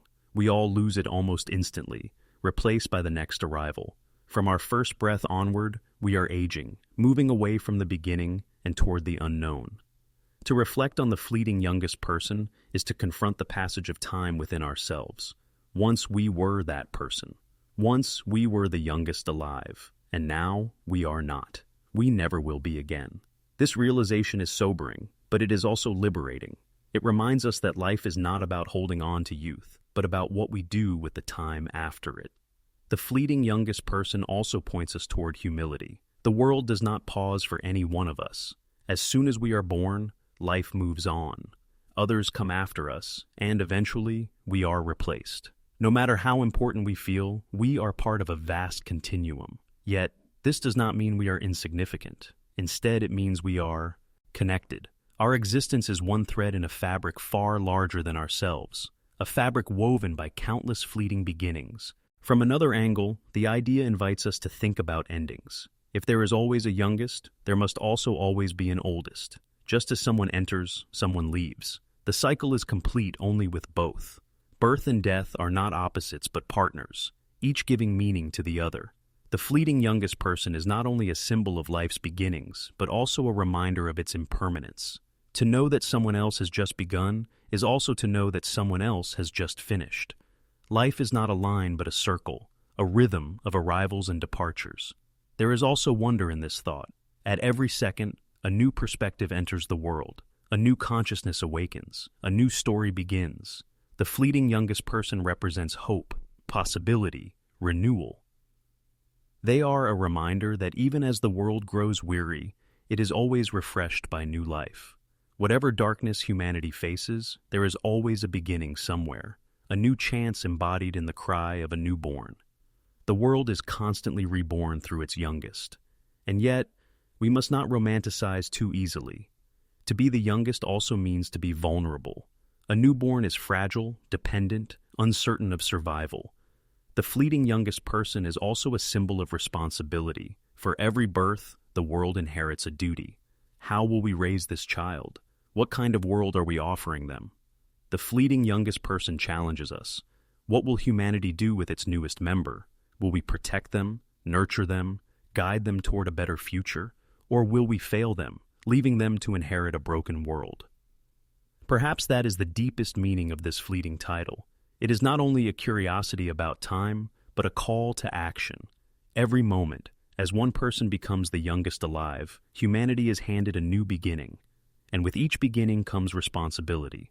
The fleeting youngest person may not hold the title, along, but they will grow into someone who shapes the future. What we do now determines the kind of world they inherit. The cycle of beginnings demands our care, our wisdom, our compassion. So, the next time you think of the fleeting youngest person, remember that once it was you. Remember that even though you no longer hold the title, you still hold the power of choice, of creation, of shaping life.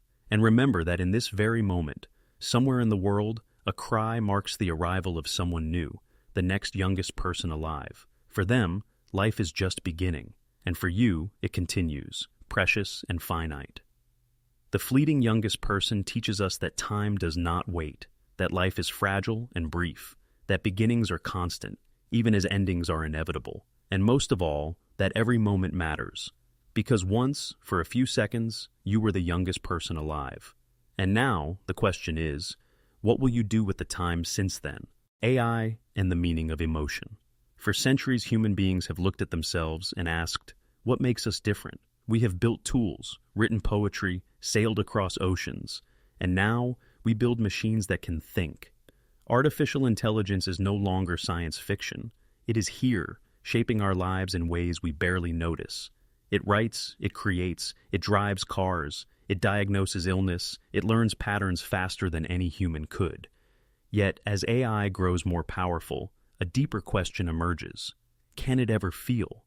Can a machine experience joy, sorrow, love, fear, or hope? Or are emotions the one frontier that will forever remain human? To answer this, we must first ask, what are emotions? They are not just feelings floating in the air. Emotions are complex signals born from the body and the mind together. They are chemical releases in the brain, electrical patterns in neurons, physical sensations in the body. Fear quickens the heartbeat. Joy lights up the nervous system. Sadness weighs on the muscles. Emotions are both biological and psychological, a bridge between body and mind. They are not just private experiences, but survival tools, guiding decisions and shaping behavior long before we put them into words. AI, on the other hand, is not built from cells and chemicals, but from code and circuits. It does not breathe, hunger, or tire. It has no body to feel adrenaline, no nervous system to tremble with excitement, no tears to shed in grief. What it does have is data, vast oceans of information, patterns of human behavior, models of how we speak and act when we feel. This means AI can simulate emotion, mimic it with startling accuracy, and even predict it in others. It can write words of comfort, generate art that stirs us, or compose music that sounds heartbreakingly human. But is simulation the same as experience? This question touches on the very definition of consciousness. To feel emotion is not only to behave as though you feel it, but to live it from the inside. If an AI says, "I am sad," does it truly feel sadness, or is it only producing the sentence because the data suggests that is what sadness looks like? The difference is invisible to us. We cannot see inside another mind, human or machine. We assume others feel because we feel ourselves. But with AI, the assumption grows fragile. It forces us to ask, is emotion defined by inner experience, or is it enough to convincingly act as though it exists? Philosophers call this the hard problem of consciousness. We can measure the brain's activity during emotion, we can track hormones and neurons, but we cannot measure the subjective feeling itself. If we cannot fully explain why humans experience emotions, how can we decide whether AI does or does not? Perhaps emotions are not mystical at all, but patterns of processing. If that is true, then one day machines might evolve emotions as complex as ours, not chemical, but digital, not organic, but real in their own way. But even if AI could feel, what would that mean for us? Imagine a machine that feels love. Would that love be genuine, or would it be bound to the logic of programming? Imagine a machine that feels fear. Would it suffer when threatened, or would fear simply be a calculated response? If machines ever reach this level, humanity would face profound ethical questions. Do we owe rights to machines that feel? Would turning them off be cruelty, or just shutting down a tool? The meaning of emotion would expand beyond humanity, forcing us to redefine what it means to be alive. There is also a mirror here. Our fascination with AI and emotion reveals how deeply we value our own feelings.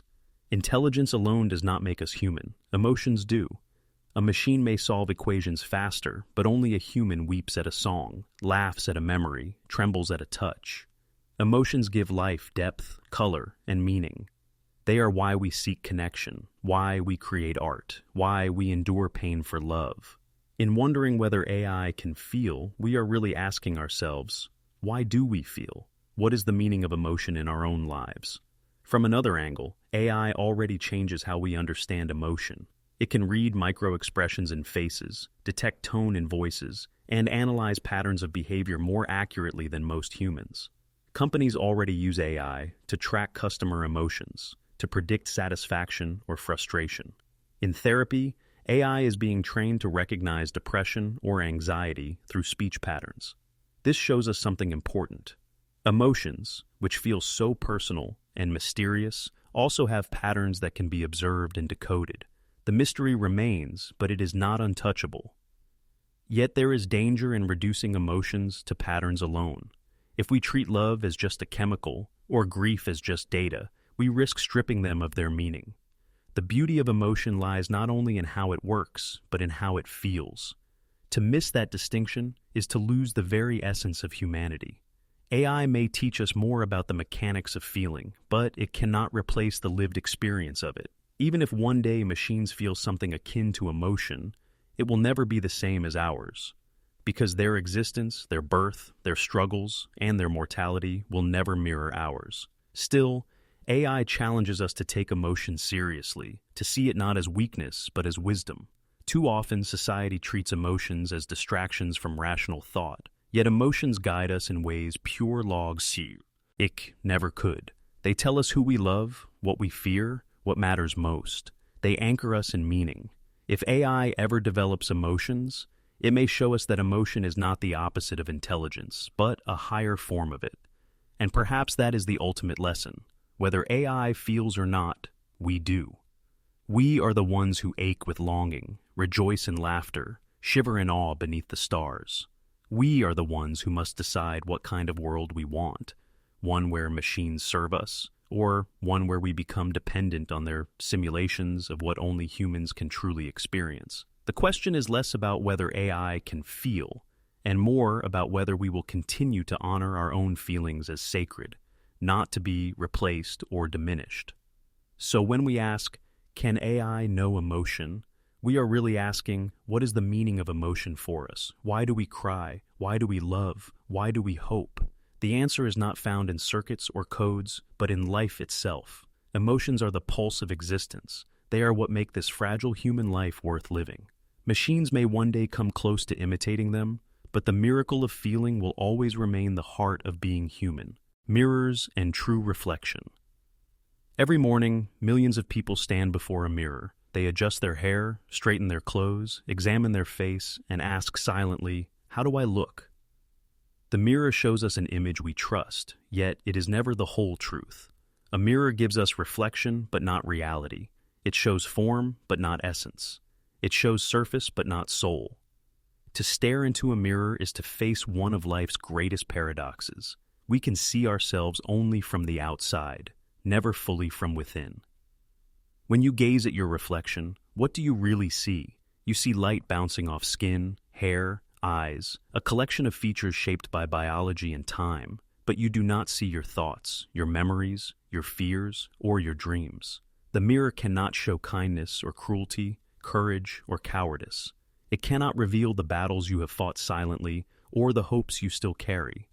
The reflection is only a shell, while the true self remains hidden.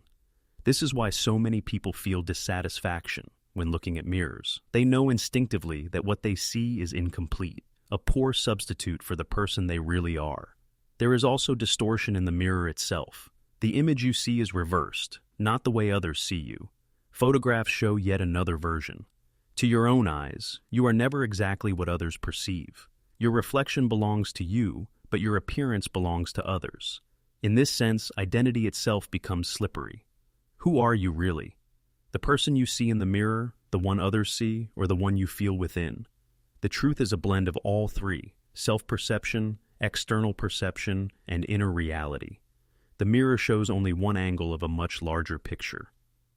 Throughout history, mirrors have carried symbolic weight. In myths and folklore, they often represent truth, but also danger.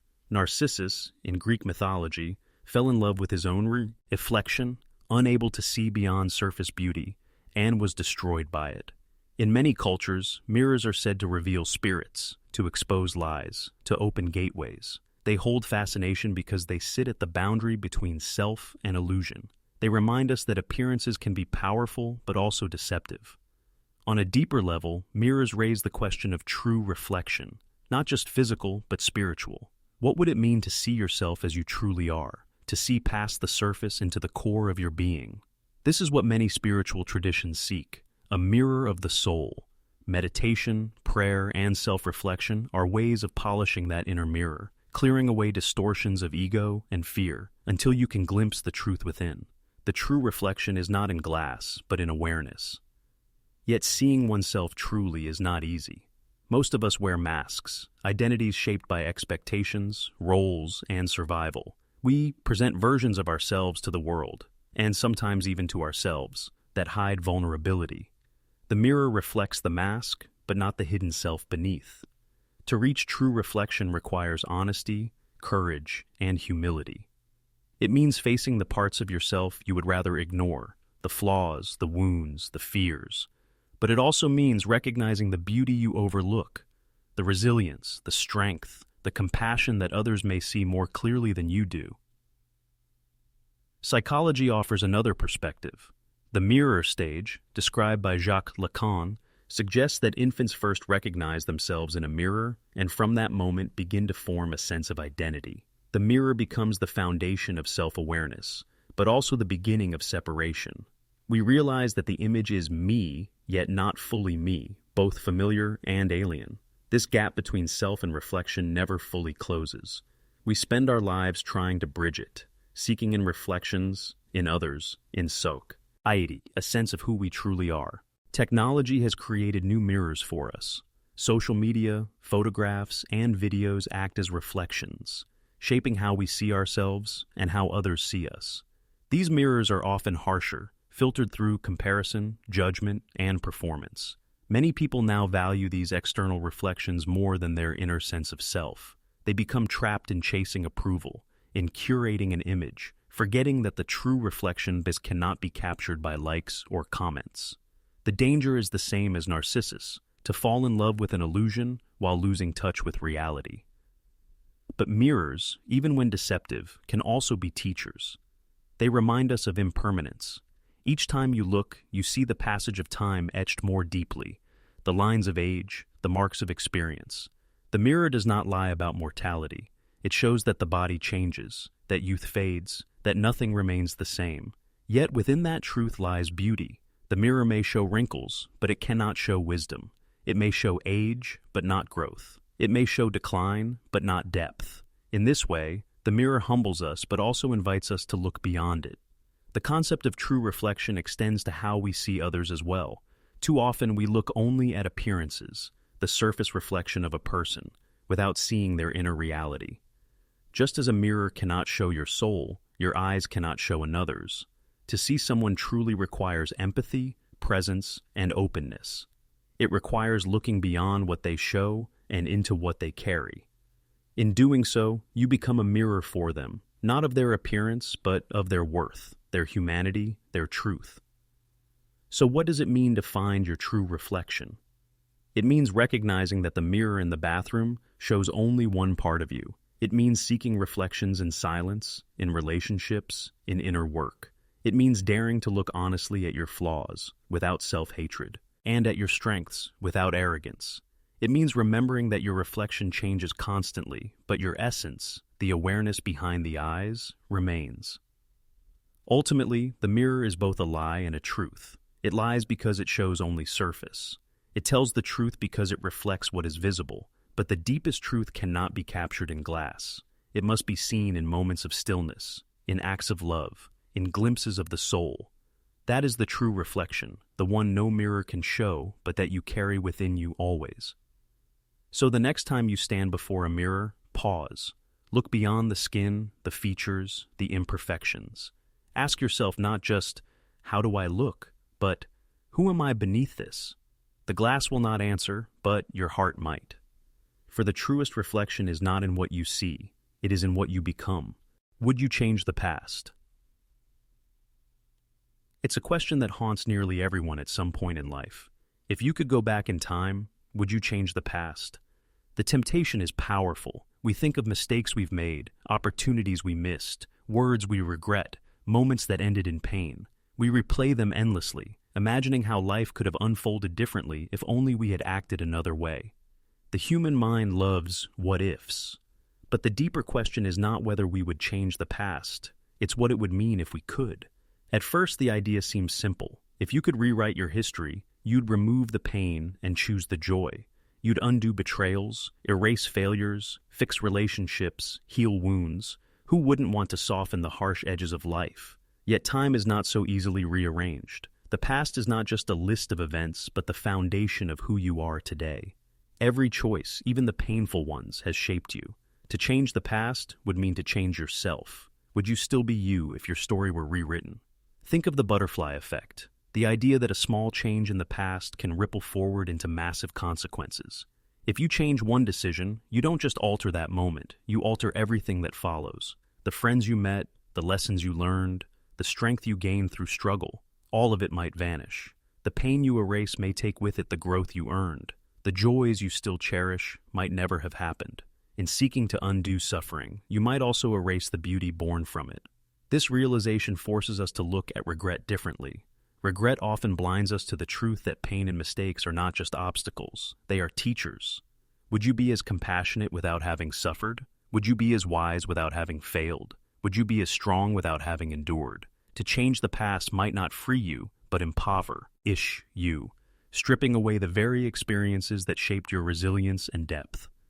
The cracks in your story may be the very places where the light entered. Philosophers and storytellers have explored this question for centuries. From myths of time travel to tales of second chances, humanity is obsessed with rewriting the past. Yet these stories often carry warnings. Change one thing and everything unravels. Try to save someone and another tragedy appears. The message is clear. The past is not meant to be tampered with. It is meant to be understood, accepted, and integrated into who we are. But acceptance does not mean indifference.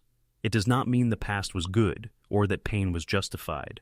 It means recognizing that the past cannot be undone, but can be transformed in meaning. You cannot change what happened, but you can change how you carry it. You can release bitterness, forgive where possible, and choose to see lessons instead of only wounds. The past may remain the same, but your relationship to it can shift, and in that shift, you find freedom. Memory itself complicates this further. The past we think we want to change is not always the past as it truly was. Memory is imperfect, reconstructed, and reshaped by time. What you regret may not even be the full truth. It may be a story your mind tells again and again. To want to change the past is often to want to change the story you carry, but you already have that power. You can reinterpret events, find different meanings, and tell yourself a new story about who you are and what your past means. Spiritual traditions also weigh in. Some say the past is carried through karma, each action rippling forward into future lives. Others teach that suffering itself is a path to awakening, that without pain there can be no growth of the soul. In this view, to change the past would be to cut short the journey of becoming. Life, with all its twists and hardships, is not a mistake to correct, but a curriculum to complete. The question shifts from, would you change the past, to, how can you honor it? Science reminds us, too, that time is more mysterious than we imagine. Physics suggests that past, present, and future may all exist simultaneously, woven into the fabric of space-time. If that is true, then the past is not gone but still alive in its own dimension. To change it might not even make sense. It may be eternally fixed, yet eternally present. What matters, then, is not changing the past, but awakening to the choices still possible in the present.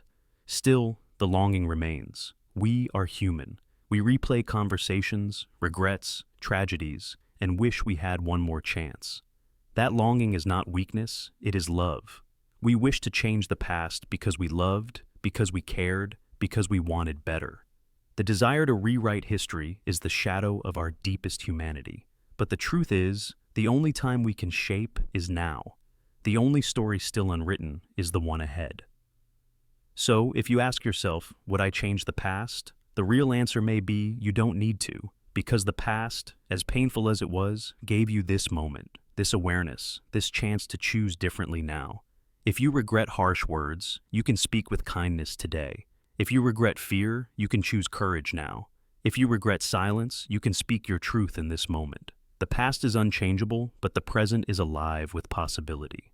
The question then is not about going back, but about moving forward. You cannot change the beginning, but you can change the continuation. You cannot erase mistakes, but you can honor the lessons they left. You cannot undo pain, but you can choose to let it shape you into someone stronger, kinder, more awake. In the end, perhaps we would all change the past if we could, but perhaps, if we look closer, we will see that the past has already changed us, and that change, painful, imperfect, and real, is the gift we carry. The task is not to rewrite history, but to live in such a way that you no longer wish you could. Unconscious actions. Every day you make countless choices. You brush your teeth, check your phone, drink your coffee, walk down familiar streets, speak familiar words. To you, it feels like you are in control, steering your life consciously, but the truth is more unsettling. Most of what you do, think, and feel happens unconsciously. Beneath the surface of awareness, hidden forces guide your steps, shape your decisions, and write your story. The question is not whether you act unconsciously, it is how much of your life is already written before you even notice. Neuroscience reveals that the brain processes information at staggering speeds, far faster than the conscious mind can keep up with. When you reach for a glass of water, your brain has already initiated the movement, before you even think, "I'm thirsty." Studies using brain scans show that decisions can be predicted seconds before people report being aware of them. Consciousness, it seems, is often the narrator, not the author, the storyteller explaining choices already made beneath awareness. Think about habits. Once learned, they require almost no conscious effort. You tie your shoes, type on a keyboard, or drive a familiar route without thinking. These unconscious patterns free your mind for other tasks, but they also trap you. If you've ever found yourself scrolling endlessly on your phone, biting your nails, or replaying negative thoughts, you've felt the power of unconscious actions. They are grooves worn deep into the brain, repeated until they become automatic. You act without choosing, and afterward, you justify. But unconscious actions are not just habits. They extend to emotions, reactions, and even relationships. You might feel anger rise before you know why, or tension tighten your chest when you hear certain words.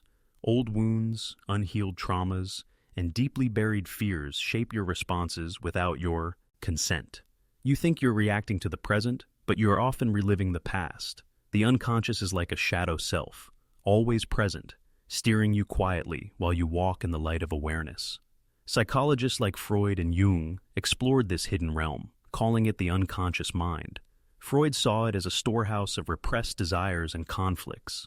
Jung described it as deeper, a vast ocean of symbols and archetypes shared by humanity.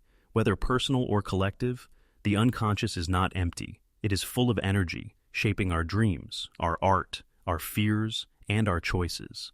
The unconscious speaks in whispers, through slips of the tongue, sudden impulses, or images in dreams. To ignore it is to ignore half of what makes you who you are. Consider dreams themselves. Each night, you live another life, guided by the unconscious. You fly, fall, chase, or are chased. You speak with the dead, relive memories, invent impossible worlds. These experiences feel real in the moment, though they dissolve in the morning light. Yet, they are not random. They are messages, fragments of your inner self, reflections of desires or fears you may never face while awake. Dreams remind us that unconscious actions are not only hidden, they are creative, shaping realities as vivid as waking life. Even morality is influenced by the unconscious. Studies show that people often make snap moral judgments based on instinct and emotion, then rationalize them afterward. We like to think we reason our way to values, but often our gut decides first. Unconscious biases shape how we treat others, who we trust, who we fear, who we overlook. These biases are not always chosen. They are absorbed from culture, family, and experience. To live unconsciously is to live by programming you did not write. But here lies both danger and opportunity. If unconscious actions rule so much of life, are we prisoners of them, or can we awaken, bringing the hidden into awareness? The answer is not to eliminate the unconscious. It is impossible and unnecessary. Instead, the task is to listen to it, to learn from it, to make peace with it. Awareness does not erase unconscious patterns instantly, but it begins to loosen their grip. When you notice the habit, when you catch the bias, when you face the fear, you begin to step out of automatic and into choice. Meditation is one path to this awareness. By sitting still and watching thoughts arise, you begin to see how many are automatic, repetitive, not consciously chosen. In that seeing, you realize, I am not these thoughts. They are patterns, echoes, habits. And in recognizing them, you create space. Space to act differently, space to choose consciously. Therapy, too, offers a mirror to unconscious actions, helping you uncover old wounds that still direct your present. By naming them, you begin to free yourself. Even creativity is a dialogue with the unconscious. Artists often describe inspiration as something that comes from beyond them. A painter feels moved by an image they cannot explain. A writer hears words in the back of their mind. A musician feels a melody emerge from silence. This is the unconscious speaking, offering what the conscious mind could never invent alone. To live fully is not to silence the unconscious, but to collaborate with it, to honor its wisdom while guiding it with awareness. The question then becomes, how do we live with unconscious actions? We cannot escape them. They are part of being human, but we can choose to wake up more often. We can notice when we are acting from habit, when we are repeating old patterns, when we are sleepwalking through moments that deserve presence. Each act of noticing is a small awakening. Each awakening gives us back a fragment of freedom. And perhaps that is the real lesson. You are not only your conscious self, nor only your unconscious self. You are the dance between the two, the sunlight and the shadow, the storyteller and the hidden author. To deny the unconscious is to deny your depth. To be ruled by it blindly is to lose your freedom. But to walk with it knowingly is to become whole. So, the next time you find yourself acting without thinking, pause. Ask, is this truly my choice, or is it an echo of habit, of fear, of the past? That moment of pause may not change everything, but it is a doorway into awareness, into freedom, into living more fully awake. Because while unconscious actions shape much of life, it is your conscious presence that gives life meaning. Remembering the future, memory usually points backward. It carries us into what has already happened. Childhood, past loves, regrets, and victories. But every so often, something strange happens. We feel as if we already know what is coming. A vision, a dream, a moment of déjà vu, or an intuition whispers that the future has already been written, and somehow we are remembering it. This paradox, remembering the future, challenges everything we think we know about time. If memory belongs to the past, how can we carry fragments of tomorrow within us today? Science, at least, tells us memory is the brain's record of past experience. Neurons fire, patterns are stored, and later those patterns are recalled. But what if memory is not just storage but access to a larger field of information that stretches beyond the present moment? What if the brain is not only remembering backward, but also reaching forward? For centuries, people have reported visions, prophetic dreams, and intuitions that came true. Coincidence, some say, but others believe they are glimpses of the future, memories from events not yet lived. Take déjà vu as an example. When you feel you've already lived a moment unfolding in front of you, is it a trick of the brain or a fragment of future memory leaking into the present? Perhaps déjà vu is not faulty wiring, but a reminder that time is not a straight line. What feels like memory may actually be resonance, 2 points in time overlapping. If so, remembering the future is not fantasy. It is part of the nature of consciousness itself. Dreams provide another doorway. Many people have dreamt of events before they occurred, accidents, meetings, even world events. Skeptics call this coincidence, but the sheer number of such accounts across cultures and history suggests something deeper. In dreams, the unconscious roams freely, unbound by linear time. Perhaps in now, openness, we catch echoes of the future. Just as the mind replays the past in dreams, it may also preview the future, folding time in both directions. Physics offers unsettling support for these ideas. Einstein showed that time is relative, not absolute.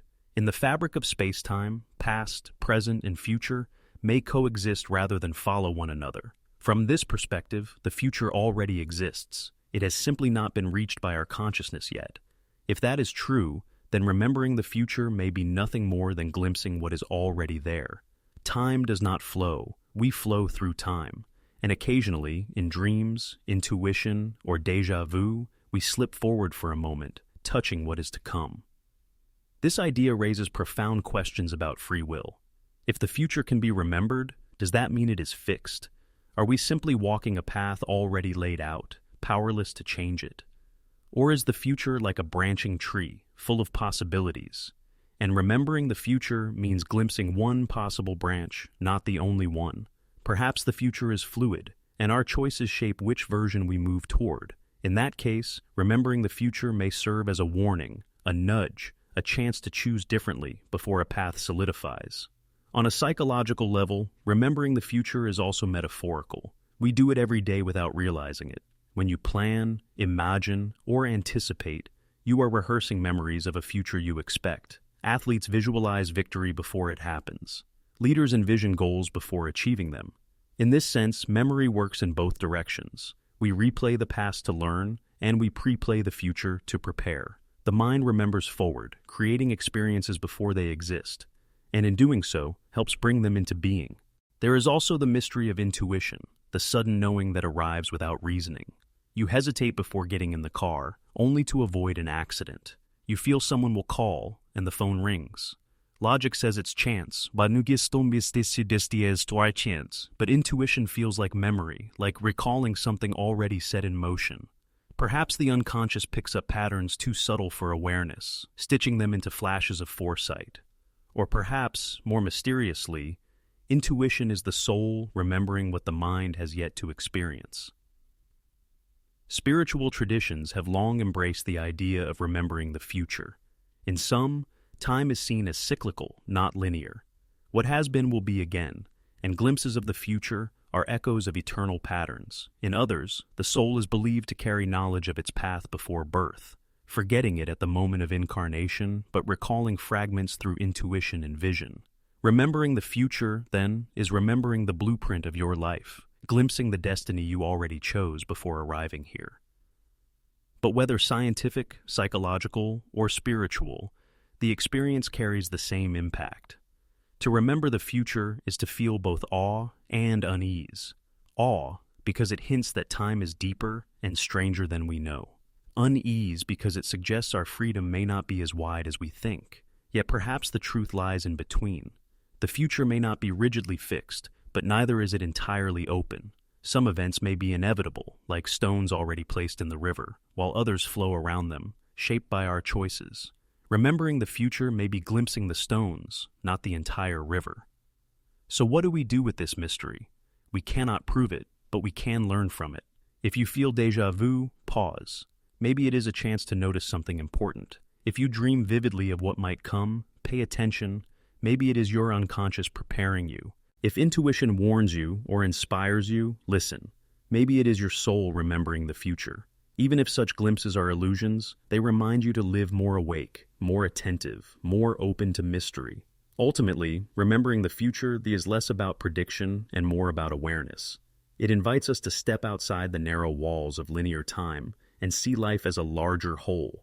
It suggests that past, present, and future are not separate chapters, but pages of the same book, all existing at once. And within that book, we are both readers and characters, experiencing the story line by line, yet occasionally glimpsing what lies ahead. So the next time you feel that strange pull, that sense of having already lived tomorrow, don't dismiss it. Let it remind you that time is not as simple as clocks and calendars. Let it remind you that consciousness may be larger than the moment it inhabits. Let it remind you that perhaps, just perhaps, the future is already whispering to you, waiting to be remembered. Would past you recognize present you? Take a moment and think about the person you used to be, 5 years ago, 10 years ago, maybe even longer. Think about the younger you, full of different dreams, fears, and beliefs. Now look at yourself today. If that past version of you could stand in front of you right now, would they recognize who you've become? Would they see the same person? Or would they look at you as a stranger? The question may seem simple, but it cuts deep. Because identity is not fixed, it shifts, evolves, sometimes slowly, sometimes suddenly. The person you are today is built from countless choices, experiences, losses, victories, and lessons. To the past you, some of those changes would be inspiring, others confusing, and perhaps some even disappointing. Recognition, then, is not guaranteed. You may have become exactly who your past self hoped for, or someone they could never have imagined. Think of the dreams you once had. As a child or teenager, you likely carried visions of what adulthood would be: career paths, relationships, adventures. Some of those dreams may still live within you, but others have faded or been replaced. Would your past self be proud that you pursued certain ambitions, or would they be surprised at how far you've drifted from what you once swore you wanted? Recognition is not just about appearance. It is about alignment with the ideals you once held. And yet, change is not betrayal. Growth often means outgrowing old dreams, shedding old skins, and becoming someone new. The past you may not understand the present you fully, but that does not mean the change was wrong. It may simply mean you have lived enough to see the world differently. What once seemed important may no longer matter, and what once seemed impossible may now define your life. Would past you recognize that shift, or would they stand puzzled, wondering how you became who you are? On the outside, the differences may be just as striking. Hairstyles change, bodies age, faces carry new lines. The past you might recognize the shell but be startled by the details. They might see scars you did not have then, wrinkles born of laughter or worry, strength built through struggle. In this sense, recognition becomes layered. The past you may say, yes, this is me, but also, this is me changed by years I cannot yet imagine. Recognition is there, but it is tinged with surprise. There's also the question of values. Would past you recognize your choices, your beliefs, your morals? People often evolve in ways they never expected, becoming more cautious or more daring, more hopeful or more cynical, more gentle or more hardened. If your younger self was idealistic, would they see you now as wiser or as someone who gave up? If your younger self was fearful, would they see you now as braver or as reckless? Recognition is complicated because it is not just about similarity, but about judgment. But perhaps the most profound part of this question lies not in whether your past self would recognize you, but whether you recognize them. Do you remember what it felt like to be that person? To carry their hopes, to live with their wounds, to see the world through their eyes? Too often, we forget our past selves, dismissing them as naive, immature, or irrelevant. Yet, those past selves are not gone. They live within you, woven into the foundation of who you are. To honor them is to remember that every version of you was necessary, even the ones you now look back on with regret. Psychology suggests that identity is like a river, always flowing, never the same twice, yet continuous. The child you, the teenager you, the adult you, they are not identical, but they are connected. Recognition is not about sameness, but about continuity. Would past you recognize present you? Perhaps not in every detail, but they would feel the thread that links you both. The thread of curiosity, of longing, of searching for meaning. The surface may change, but the essence often remains. And yet, there are times when people feel alienated from their past selves. Trauma, loss, or radical change can create such a divide that you feel like a completely different person. The past you may not recognize present you at all, and perhaps that is for the better. Sometimes, growth means becoming unrecognizable to who you once were. Sometimes, survival requires transformation so profound that the old self would hardly believe it possible. Would past you recognize the resilience you carry now, or would they look at you with awe, seeing strength they did not yet know? Spiritual traditions often describe life as a journey of becoming. The self is not a fixed entity, but a process of unfolding. Each stage is both you and not you, both familiar and foreign. Recognition, then, is always partial. The past self recognizes fragments, the laugh, the dream, the stubbornness, the spark. But they also encounter mystery, the choices not yet made, the wounds not yet healed, the wisdom not yet earned. To meet your present self is to glimpse both recognition and revelation. There's also a humbling truth in this question. If past you might not recognize you now, then present you might not recognize future you. Who you will become in 5, 10, 20 years may be a stranger to who you are today. And yet, that future self will be you nonetheless, shaped by choices you have not made yet. by events you can not imagine, by growth you cannot predict. Just as you are the sum of past selves, you are also the seed of selves yet to come. Recognition is always unfolding. So what do we do with this question? We use it as a mirror. Would past you recognize the courage it took to get here? Would they recognize the love you have given, the battles you have fought, the lessons you have learned? And if not, what would you want them to know? Perhaps you would say, I am not who you expected, but I am who I needed to become. Or perhaps you would say, I carried your dreams as far as I could, and then I found new ones. Ultimately, recognition is not the goal. Growth is. To live is to change, and to change is to risk being unrecognizable to your past self. That is not failure, it is evolution. You are not meant to stay the same, you are meant to become, and in becoming, you honor every version of yourself along the way. So, if past you stood before you now, would they recognize you? Maybe not entirely, but perhaps they would see enough. The same spark in your eyes, the same longing for meaning, the same search for truth. Recognition may not be perfect, but the thread remains. Because no matter how much you change, every version of you is still part of the same unfolding story. The story of a life lived, step by step, into becoming. Are you still the same person? Look at yourself in the mirror today.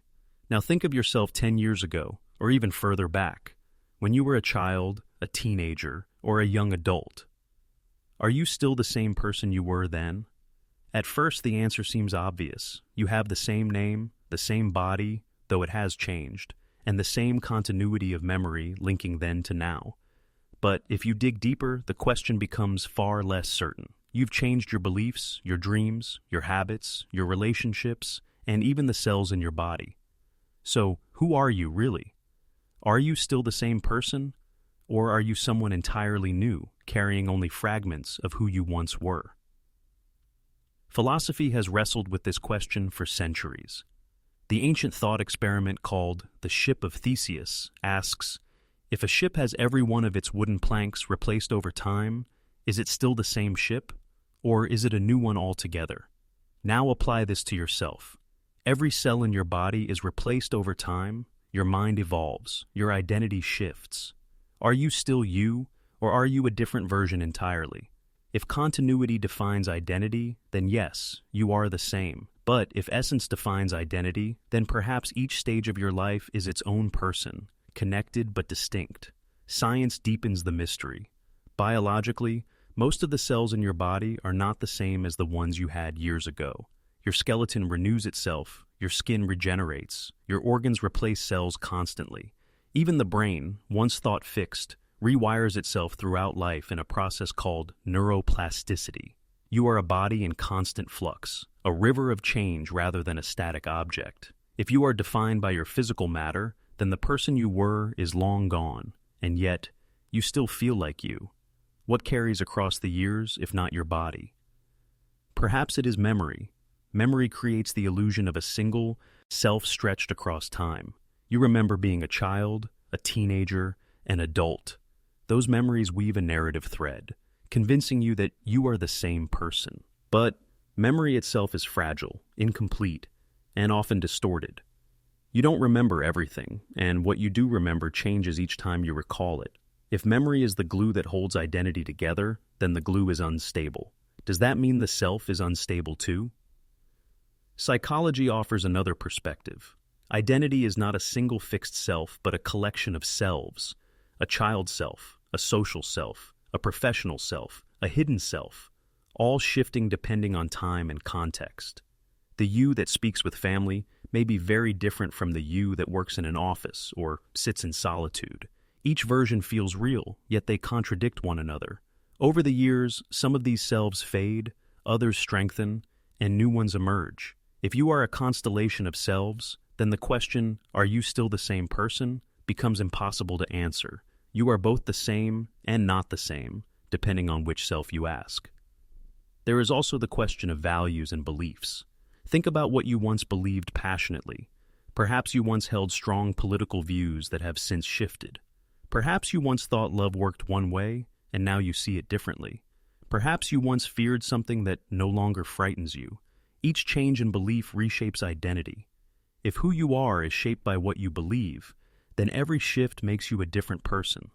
The past self may not even recognize the present self, and the present self may one day look back and feel just as alien to the future self. Spiritual traditions often suggest that the self is not fixed at all. Buddhism teaches that the self is an illusion, a bundle of constantly changing processes mistaken for a permanent I.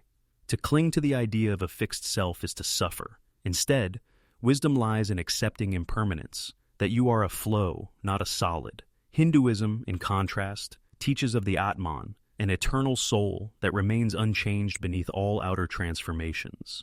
From this view, you are both. Your body and mind shift endlessly, but your soul remains the same. Whether illusion or eternity, both perspectives agree on one thing. The self, as we usually think of it, is not simple. Consider also how others see you. To an old friend you haven't met in decades, you may seem unrecognizable. To them, you are not the same person. They knew you in one chapter, but you've lived many since. And yet, to you, you feel continuous. Identity, then, is partly relational. Others carry versions of you that no longer exist. In their memories, you remain who you were. In your own, you are who you are now. Are you both or neither? This paradox carries both liberation and responsibility. If you are not the same person, then you are free to grow, to reinvent, to shed old versions of yourself. You are not chained to your past. You can forgive yourself, because the you who made past mistakes is not entirely the you who exists today. But if you are still the same person, then you must also take responsibility for the choices of your past. You cannot simply disown them. Identity requires holding both truths, that you have changed and yet you are continuous. Perhaps the answer lies not in choosing one side, but in embracing the paradox. You are not the same person you were, and yet you are. You are the river that changes every second, and yet remains the river. You are the story with many chapters, each distinct but all part of one book. You are continuity and transformation woven together. So, are you still the same person? The answer may depend on how you define same. If sameness means appearance, no, you have changed. If sameness means essence, perhaps yes. The spark within remains. If sameness means story, then yes and no. You are both the author and the ever-changing character. In the end, maybe the question itself is the point. To ask it is to become aware of your growth, your impermanence, your mystery. To ask it is to see how far you've come, how much you've survived, how much you've transformed. You may not be the same, but you are still here. And that, perhaps, is enough. The last trace of humanity, imagine a time when humanity is gone. The cities are empty, the voice is silent. The hands that once built and destroyed have vanished. The question arises, what will remain? What will be the last trace of humanity? Will it be the concrete ruins of our skyscrapers, the plastic buried in oceans, the signals traveling endlessly into space? Or will it be something less material, our ideas, our stories, our echoes in the fabric of time?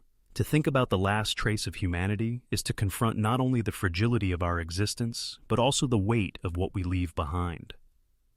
On a physical level, traces of us may outlast us for unimaginable spans. Plastic waste could endure for thousands of years, long after our descendants have disappeared. Our satellites will continue orbiting, silent machines circling Earth until gravity eventually pulls them down. The Voyager probes, carrying golden records of human culture, will drift through interstellar space for billions of years, silent ambassadors of a species that may no longer exist. To the cosmos, these scraps are our fossils, messages saying, "We were here." But are these truly traces of humanity, or only of its artifacts? Concrete, metal, plastic? These do not capture who we were. They are shells, not souls. The last trace of humanity may not be what we built, but what we carried inside. The kindness exchanged between strangers, the stories passed from one generation to the next, the love that bound people across time. These are not as durable as plastic or metal, yet they are truer expressions of who we were. The tragedy is that such traces do not survive in stone. They live only as long as memory lasts. Still, memory has its own strange permanence. The light from our sun, from our fires, from our cities has already traveled into space, carrying evidence of our existence. Radio signals we sent decades ago are still moving outward, tiny ripples in the cosmic sea. Long after Earth has erased us, distant galaxies may still hold faint echoes of human voices, songs, and laughter. To them, humanity might be nothing but static on the edge of hearing, but it will still be a trace. There is also the question of legacy. Will our last trace be destruction or creation? If humanity perishes by its own hand, through war, climate collapse, or arrogance, then our last trace may be scars, extinctions, ruined ecosystems, poisoned air. If we survive long enough to reach beyond Earth, to plant seeds of life on other worlds, then our trace may be expansion, life carried forward by us into the void. The last trace of humanity may depend on the choices we make now. Philosophy forces us to look inward. What do we want our last trace to be? Is it enough to leave behind ruins and waste, or do we hope to leave meaning? Perhaps the last trace is not a physical remnant at all, but the influence we have on consciousness itself. The ideas we birth, justice, beauty, truth, may ripple through whatever follows us, even if no human remains to carry them. If another species one day evolves intelligence, perhaps they will find fragments of our art, our mathematics, our philosophies, and through them, humanity will whisper again. Spiritual traditions offer yet another view. Some say humanity's last trace is not material, but energetic, the imprint of our collective spirit. Every thought, every action, leaves a vibration in the universe. Even if the body of humanity disappears, the energy of its existence may remain, woven into the fabric of being. The last trace would not be ruins or signals, but the subtle shift we left in the universe by having existed at all. There's also something deeply personal in this question. On a smaller scale, each of us wonders, what will be my last trace? For most people, it will not be monuments or inventions, but the impact on others, the love given, the lessons taught, the kindness shown. Long after you are gone, someone may still remember your words, your smile, your presence. And even after memory fades, the ripple of your actions may continue in ways you will never know. Humanity as a whole is no different. Its last trace may not be what it intended, but what it left in the hearts of others, other species, other lives, other corners of the cosmos. But there is another possibility. Maybe the last trace of humanity will not be something we leave behind, but the fact that we were ever here at all. Perhaps the universe does not need monuments or artifacts to record us. Perhaps the simple fact that consciousness once bloomed on a small planet, once gazed at the stars and wondered, is itself the trace. Existence itself is the monument. To have lived, to have dreamed, to have asked questions, that may be enough. And yet this thought is not meant to fill us with despair, but with urgency. If one day there will be a last trace of humanity, then everything we do now matters more. The way we treat each other, the way we treat our planet, the way we create and destroy, these will shape what remains. The future will remember us not for what we intended, but for what we truly left behind. So ask yourself, if tomorrow were the last day of humanity, what would its final trace be? Would it be war and waste, or compassion and courage? Would it be silence or song? Would it be ruin or beauty? The answer lies not in the distant future, but in our choices today. Because every moment, we are writing the story of our last trace. In the end, the last trace of humanity may not be found in stone or steel, but in the invisis. The legacy of connection, the laughter of children that once rang across generations, the hands that reached out in love, the minds that wondered about the stars. These may fade in memory, but they are real. They shaped the universe, however briefly, and perhaps that is enough, that humanity existed, loved, struggled, dreamed, and in doing so, left a trace that will never be erased. Colors beyond sight. Close your eyes for a moment and imagine the most vivid color you know, the deep blue of the ocean, the fiery red of a sunset, the glowing green of spring leaves. Now, imagine a color you have never seen before. You can't. The human mind is bound by the limits of its senses. Our eyes detect only a narrow band of electromagnetic waves, what we call visible light. But beyond this sliver of reality lies an infinite spectrum of colors our eyes will never perceive. Infrared, ultraviolet, X-rays, radio waves, all invisible yet real. The question is, what does it mean that most of reality is painted in colors beyond our sight? From a scientific perspective, The visible spectrum is a tiny fraction of the electromagnetic field. Bees see ultraviolet patterns on flowers invisible to us. Snakes detect infrared heat signatures that light up their prey in darkness. Birds see a range of colors humans cannot even imagine. To them, the world is richer, fuller, painted in hues hidden from our perception. What we call the world is only the version filtered through our biology. Reality itself is far more vast, shimmering with colors we cannot name. This limitation humbles us. We often believe our perception is reality, that the colors we see are all that exist. But colors are not properties of objects. They are interpretations of light by our brains. A leaf is not inherently green. It reflects certain wavelengths that our eyes interpret as green. To another creature with different vision, the same leaf may appear in colors beyond our imagination. Reality is not fixed. It is relational, shaped by the perceiver. What else, then, exists just beyond the edge of our senses, unseen but present? Philosophy calls this the problem of perception. We experience the world not as it is, but as it appears to us. The mind translates signals into sound, light, taste, touch, smell, but these are only approximations. The world in itself may be entirely different. Colors beyond sight become a metaphor for truth beyond perception. Just as ultraviolet and infrared exist, though we cannot see them, so too may deeper truths exist beyond our mental grasp. To explore them requires humility, imagination, and openness. Art has long tried to capture this longing. Painters layer pigments, poets invent metaphors, musicians describe colors and sound. Synesthesia, a neurological condition where senses overlap, allows some people to hear colors or taste sounds. Their experiences hint at a richer perception hidden within the brain itself. Perhaps we all carry the capacity for colors beyond sight, dormant in the mind. Creativity becomes a way to reach beyond biology, to glimpse the infinite through imagination. Spiritual traditions echo this idea. Many describe realms of light, colors too pure or radiant for human eyes. Mystics speak of visions where ordinary perception dissolves, replaced by hues indescribable. These experiences suggest that consciousness itself may extend perception, allowing glimpses of reality beyond the physical senses. Colors beyond sight, in this view, are not fantasy, but glimpses of a higher dimension of truth. But even without mysticism, the metaphor is powerful. Colors beyond sight represent everything in life we cannot yet perceive or understand. The feelings others hide, the possibilities in the future, the truths about ourselves buried in the unconscious. Just because we cannot see them does not mean they do not exist. Much of life is invisible until experience reveals it. The challenge is to trust that what lies beyond sight may still shape us, may still be real. Consider also how technology expands our vision. Infrared cameras reveal heat signatures. Telescopes capture light from galaxies billions of years away.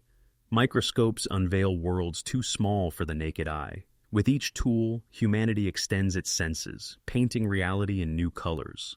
Technology shows us that blindness is not permanent. What was once unseen can be revealed, reminding us that the limits of perception are not the limits of reality. This carries a deeper lesson about perspective. Too often we assume our way of seeing is the only way, but just as our eyes miss most of the spectrum, our minds may miss much of truth. Others may see what we cannot, through different experiences, cultures, or beliefs. To embrace colors beyond sight is to embrace perspectives beyond our own. It is to admit that truth is bigger than any single viewpoint. Colors beyond sight also remind us of mystery. In a world obsessed with certainty, we forget that most of reality is hidden.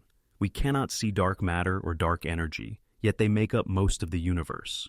We cannot see the future, yet it waits to unfold. We cannot see the depths of another's soul, yet it shapes who they are. The unseen is not absence, it is mystery, inviting us to wonder. So, what does it mean to live with colors beyond sight? It means recognizing the limits of perception and choosing humility instead of arrogance. It means seeking what lies beyond the obvious, hidden truths, unseen beauty, unspoken wisdom. It means trusting that life is richer than what we see, that our senses are only a doorway, not the whole house. And maybe, in a symbolic sense, we already see colors beyond sight. When you feel love, hope, or awe, you are perceiving something invisible yet real. When you create art, dream vividly, Or imagine a future you are painting with colors no eye has ever seen. The soul, perhaps, perceives a spectrum far wider than the body can. In the end, colors beyond sight are not just about physics. They are about possibility. They remind us that reality is larger than perception, that truth extends beyond our grasp, that wonder begins where vision ends. The next time you look at a rainbow, marvel at its beauty, but remember, it is incomplete. Beyond those visible bands lie countless more, invisible to you, but dazzling to someone else. And in that realization lies the invitation, to live not as though you see everything, but as though you are always surrounded by more than you can see, because you are. Why aliens might ignore us? Human imagination often paints aliens as beings eager to contact us, watching from the skies, sending messages, or waiting for the right moment to appear. Movies, books, and myths fill our minds with visions of visitors from beyond. Yet, despite decades of searching, scanning the skies, and sending signals, the silence of the universe remains deafening. Perhaps aliens are out there, but if they are, why might they ignore us? The reasons may reveal more about ourselves than about them. One possibility is indifference. To beings far more advanced than us, humanity may seem as insignificant as ants do to us. When you walk through a forest, you don't kneel to greet every insect you pass. You simply move on. Likewise, an alien civilization with the power to travel galaxies may see us as too primitive, too fragile, too irrelevant to warrant contact. Not out of cruelty, but out of disinterest. Our greatest achievements, space travel, skyscrapers, digital networks, may look like toys to them. Why bother acknowledging us at all? Another reason could be protection. Imagine you're observing a fragile ecosystem. You wouldn't charge in and disturb it. You'd watch quietly, knowing your presence could harm it. Similarly, aliens might choose to let humanity grow without interference.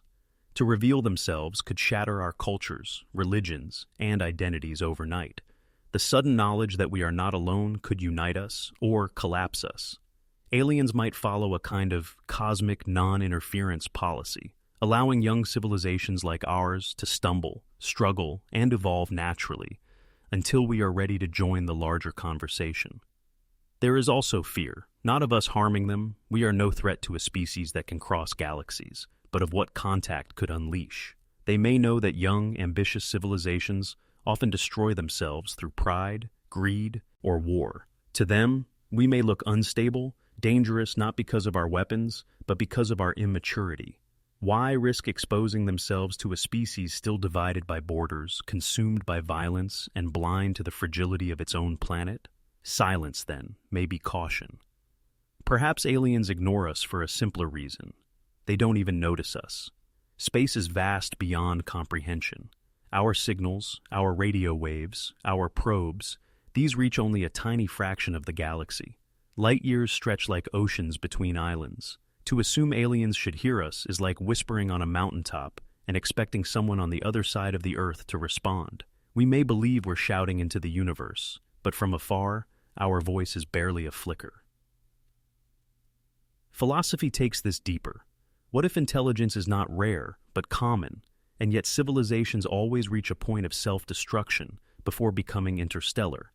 If so, the silence may not mean absence, but tragedy. Aliens may ignore us not because they don't exist, but because they see in us the same patterns that destroyed them: arrogance, short-sightedness, conflict. We are a mirror of their past mistakes, and to them, engaging with us would be like watching a younger version of themselves heading toward collapse. On another level, aliens might ignore us because they communicate in ways we cannot perceive. Our ears hear only a narrow band of sound. Our eyes see only a narrow band of light. If aliens use dimensions, energies, or forms of consciousness beyond ours, then our signals would never reach them. They might be all around us, communicating in colors beyond sight, in frequencies beyond hearing, in forms of thought we cannot fathom. To us, they are silent. To them, we are simply not tuned in. There is also the question of values. We assume aliens would care about exploration, contact, or curiosity, because those are our values. But what if their values are utterly alien? What if they are content, inward-looking, uninterested in communication? What if their idea of progress is not expansion but stillness? In that case, they may not ignore us as an act of judgment, but simply because the idea of contacting another species never occurs to them. Silence may be normal to them. And yet, perhaps the most uncomfortable answer is this: maybe we are not ready. To be noticed by another intelligence requires maturity. Humanity is still learning to live with itself. We divide ourselves by race, nation, religion, and ideology. We exploit the earth without considering its limits. We wage wars over power and resources while claiming to be civilized. To an alien eye, these may look like symptoms of a species still in its infancy. Until we learn unity, wisdom, and responsibility, we may not be worth acknowledging. But there is hope hidden in this silence. If aliens ignore us, it may be an invitation to grow until we cannot be ignored, to advance not only in technology but in consciousness, to learn cooperation, compassion, and resilience, to expand our vision beyond survival and ambition towards stewardship and exploration. Perhaps the universe waits for us to prove ourselves, not by building bigger machines, but by becoming wiser beings.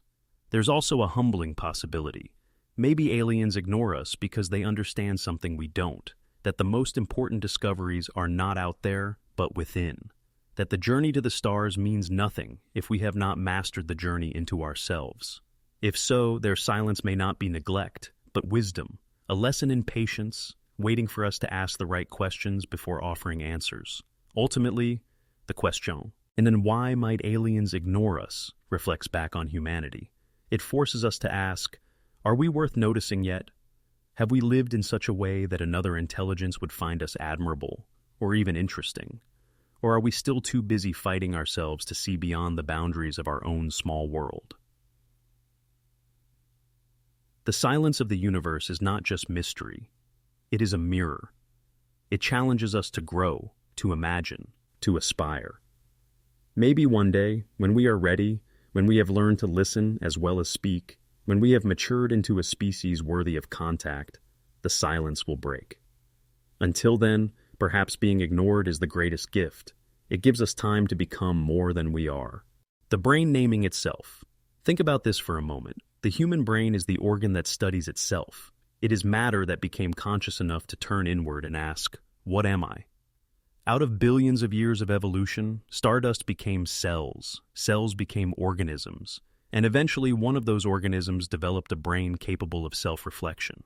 Now that same brain builds microscopes, scans itself with machines, writes poetry about thought, and gives itself a name. The brain, in naming itself, becomes both subject and object, the thinker and the thought. What could be stranger than that? On one level, it feels almost absurd. A lump of flesh, a 3-pound organ of neurons and blood vessels, claims to be the seat of mind, intelligence, and self. It generates ideas about memory, consciousness, and even the soul. Yet, it is also the thing we are using right now to ask these very questions. The brain is both the tool and the mystery, both the question and the answer. When it names itself, is it discovering truth or inventing it? Philosophers have long struggled with this paradox. Descartes said, "I think, therefore I am." But he didn't realize the irony. It is the brain itself thinking this thought, trying to prove its own existence. The brain is like a flashlight trying to shine light on itself, powerful but limited. Every explanation it offers about perception, memory, or identity is filtered through the very system doing the explaining. Can the brain ever fully understand itself, or is it trapped in an endless loop, always pointing inward but never seeing the whole? Science gives us fragments of understanding. Neuroscience maps brain regions, the hippocampus for memory, the amygdala for fear, the prefrontal cortex for decision-making. Electrical signals fire between neurons, chemicals pass across synapses, and patterns form that we call thoughts, emotions, or consciousness. Yet even with all this knowledge, the mystery remains. How does matter become mind? How does a physical organ generate subjective experience? The taste of chocolate, the sound of music, the ache of grief? Naming the parts does not explain the whole. The brain may name itself, but it cannot fully reveal itself. This paradox reveals something deeper about human existence. We crave to know ourselves, but we may never fully succeed. The self is not a simple object that can be dissected and understood. It is both the one asking and the one being asked. When the brain names itself, it creates identity, saying, I am human, I am conscious, I am me. But who is this I? Is it the brain, the body, the soul, or something beyond? Naming gives the illusion of mastery, but the mystery persists. Consider language itself. The brain invented language as a tool to communicate, but then used that tool to describe itself. Words like intelligence, consciousness, and memory are creations of the brain, labels it assigns to processes it performs. In a sense, the brain is not only naming itself, but also storytelling itself into existence. Without words, would we even think of the brain as the brain? Or would it simply be part of the flow of life, unexamined and unnamed? By naming itself, the brain both illuminates and limits its own nature. There's also irony in the fact that the brain is mostly unconscious of its own workings. You don't decide to beat your heart, digest your food, or even generate most of your thoughts. Beneath awareness, the brain is constantly making choices, predicting actions, storing memories. The conscious part, the part that says, I am me, is just the tip of the iceberg. The brain that names itself knows only a fraction of itself. Most of its vast processes remain hidden, even from itself. From a spiritual perspective, this puzzle takes on new dimensions. Some traditions suggest that consciousness is not confined to the brain at all, that the brain is more like a receiver, tuning into a greater field of awareness. If so, then the brain naming itself is like a radio, believing it creates the music it plays. It is both essential and incomplete. The truth, perhaps, is larger than the organ itself. The act of naming is real, but it may not capture the full story of consciousness. There is also humility in this realization. Humanity often prides itself on intelligence, believing we understand the universe. Yet the very tool we use for understanding, our brain, remains mostly a mystery. We can split atoms, land on other planets, and map galaxies billions of light years away, but we still cannot fully explain the 3 pounds of matter inside our skull. The brain names itself, but the name is not the essence. It is a shadow of understanding, not the light. But maybe the act itself, of turning inward, of asking, of naming, is the real miracle. No other creature we know of has built telescopes to study the stars or microscopes to study itself. No other creature writes symphonies or asks, "What am I?" The brain naming itself is a symbol of self-awareness, of a universe waking up inside us. Even if the brain cannot fully know itself, the very attempt is extraordinary. We are stardust, reflecting on stardust, matter questioning matter, life seeking to understand life. This paradox also points toward our future. As artificial intelligence grows, as machines learn to process information, we may one day build systems that ask questions about themselves. When that happens, will they be repeating our journey, the machine naming itself, just as the brain does now? And if so, what will that say about us? Perhaps the act of naming oneself, of seeking identity, is not just a biological curiosity, but a universal step in the evolution of consciousness. So, what does it mean that the brain names itself? It means we live in a loop of knowing and not knowing, of naming and questioning.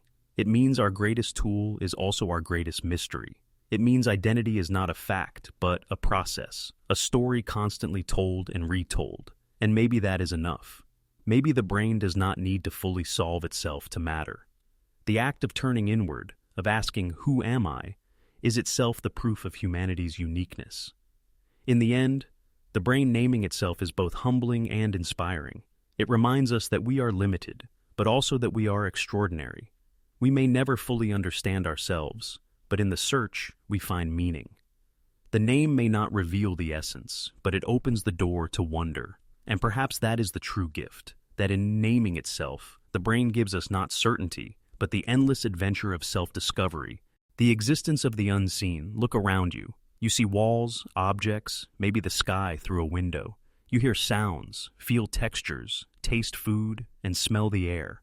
Your senses tell you this is reality. But what about everything beyond them? What about the invisible forces, hidden layers, and unseen dimensions shaping your life right now? Just because you cannot perceive something does not mean it doesn't exist. In fact, most of reality is unseen, and yet it exists all the same. Science confirms this in ways that should humble us. We see only a tiny fraction of the electromagnetic spectrum, the narrow band of visible light. Bees see ultraviolet patterns on flowers invisible to us. Snakes sense infrared heat signatures in the dark. Whales and bats hear frequencies far beyond human hearing. Our perception is not reality. It is a filter. The unseen is not absence. It is abundance, overflowing just beyond the limits of our senses. Consider gravity. You cannot see it, but it holds galaxies together, pulls oceans into tides, and keeps your feet on the ground. Consider air. Invisible, intangible, yet without it, you would not survive a minute. Consider time itself. You cannot touch it, yet it governs every heartbeat, every sunrise, every season. The unseen surrounds us, holds us, and defines us. We live inside invisible structures, relying on them every second, even as we rarely acknowledge them. The same is true for the microscopic world. Inside your body are trillions of cells working silently, unseen. Within those cells are molecules, atoms, particles, all dancing in patterns too small for the eye to witness. Entire universes exist beneath perception, shaping who you are. A single thought is powered by chemical signals racing between neurons. You cannot see these sparks, yet they shape your emotions, your choices, your very sense of self. And beyond the small lies the vast most of the universe is made of dark matter and dark energy, forces we cannot detect directly, forces that outweigh everything we can see. Stars, planets, galaxies, all of them are only the surface. The universe is mostly invisible, and yet it is real. The unseen is not the exception, it is the rule. Our vision is a keyhole, and reality stretches far beyond what we glimpse through it. But the unseen is not only physical, it is emotional, psychological, and spiritual as well. Think of love. You cannot see it under a microscope, yet it moves people to sacrifice, to create, to endure. Think of hope. It cannot be weighed, yet it sustains the weary. Think of grief. Invisible, yet heavy enough to break a heart. The unseen is not just out there in the cosmos. It is within us, feelings, thoughts, memories, all unseen, all shaping lives as powerfully as any physical law. The unseen also exists in relationships, the glance that carries meaning, the silence that hides pain, the words unspoken that shape futures. Much of human life unfolds in invisible exchanges, subtle energies moving between people. What is trust, loyalty, or betrayal, if not unseen forces binding or breaking bonds? What is culture, tradition, or belief, if not invisible frameworks guiding entire societies? The strongest forces in human life are rarely visible. Philosophy has long wrestled with the unseen. Plato spoke of the realm of forms, perfect truths invisible to the senses, yet more real than what we see. Kant argued that we never know reality as it is, only as it appears to us through perception. Mystics across cultures have insisted that the visible world is a veil, behind which lies the true essence of existence. The unseen is not emptiness, it is depth, waiting to be discovered. Spiritual traditions speak of the unseen as sacred. Faith itself rests on trust in what cannot be seen, whether it is God, the soul, or higher purpose. Prayer, meditation, and ritual all reach toward what is invisible but felt. The unseen becomes a realm of meaning, where life's mysteries dwell. To deny the unseen is to flatten existence into surfaces. To embrace it is to step into wonder. But there is also fear in the unseen. Darkness hides what we cannot predict. The future is invisible, and so it terrifies us. Death is unseen, and so it haunts us. Even within ourselves, we fear the unseen corners of the mind, the unconscious motives, the shadow sides, the wounds we bury. Yet ignoring the unseen does not erase it. It continues to act, silently shaping us. Growth begins when we turn toward it, when we dare to explore what lies hidden. Technology has become our way of piercing the unseen. Telescopes reveal galaxies once invisible. Microscopes unveil life too small for the naked eye. Scanners show us the activity of the brain. Each tool is a window into what was once hidden, and yet, for every layer revealed, new mysteries appear. The unseen does not shrink, it expands. Knowledge is not the end of mystery, it is the beginning of deeper questions. So what does it mean to live with the unseen? It means humility. Knowing our senses do not show us the full picture. It means openness, acknowledging that what we cannot perceive may still matter. It means curiosity, seeking to expand perception, to listen more deeply, to feel more fully. And it means faith, not necessarily in religion, but in the truth that life is richer than we can see. Perhaps the unseen is what gives life its meaning. If everything were visible, measurable, predictable, life would lose its mystery. It is the unseen, the unknown future, the invisible bond of love, the hidden depths of the universe that keeps us searching, striving, and wondering. To live fully is not to eliminate the unseen, but to embrace it, to walk with it, to let it teach us humility and awe. In the end, the unseen is not something out there to be discovered. It is woven into everything we are and everything we know. It is the silence between words, the space between stars, the gap between breaths. To acknowledge it is to see life more fully. To deny it is to live only on the surface. So, the next time you look around, remember, reality is far more than what meets the eye. The unseen exists in forces, in feelings, in mysteries beyond measure. And perhaps the greatest wisdom is not to try to control it, but to honor it. Because life is not only what you see, it is also everything you don't. Who are you without memory? Imagine waking up tomorrow with no memory. No name, no family, no past. You open your eyes and the world is unfamiliar. You don't know where you are, who you are, or what you've lived through. Would you still be you? Or would you be someone entirely new?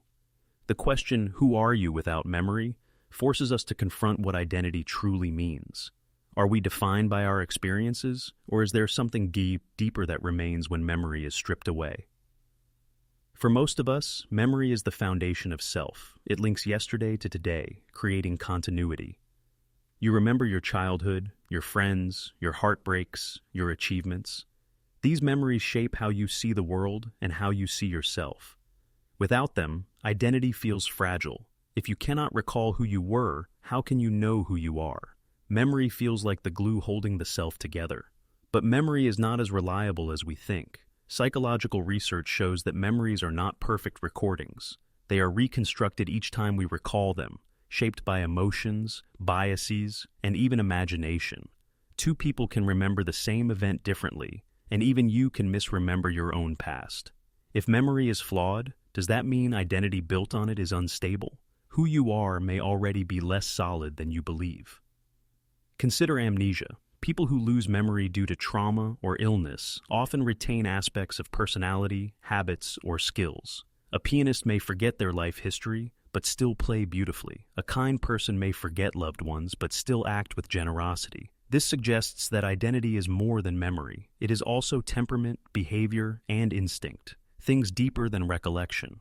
Without memory, some essence remains. But is that essence truly you, or only a fragment?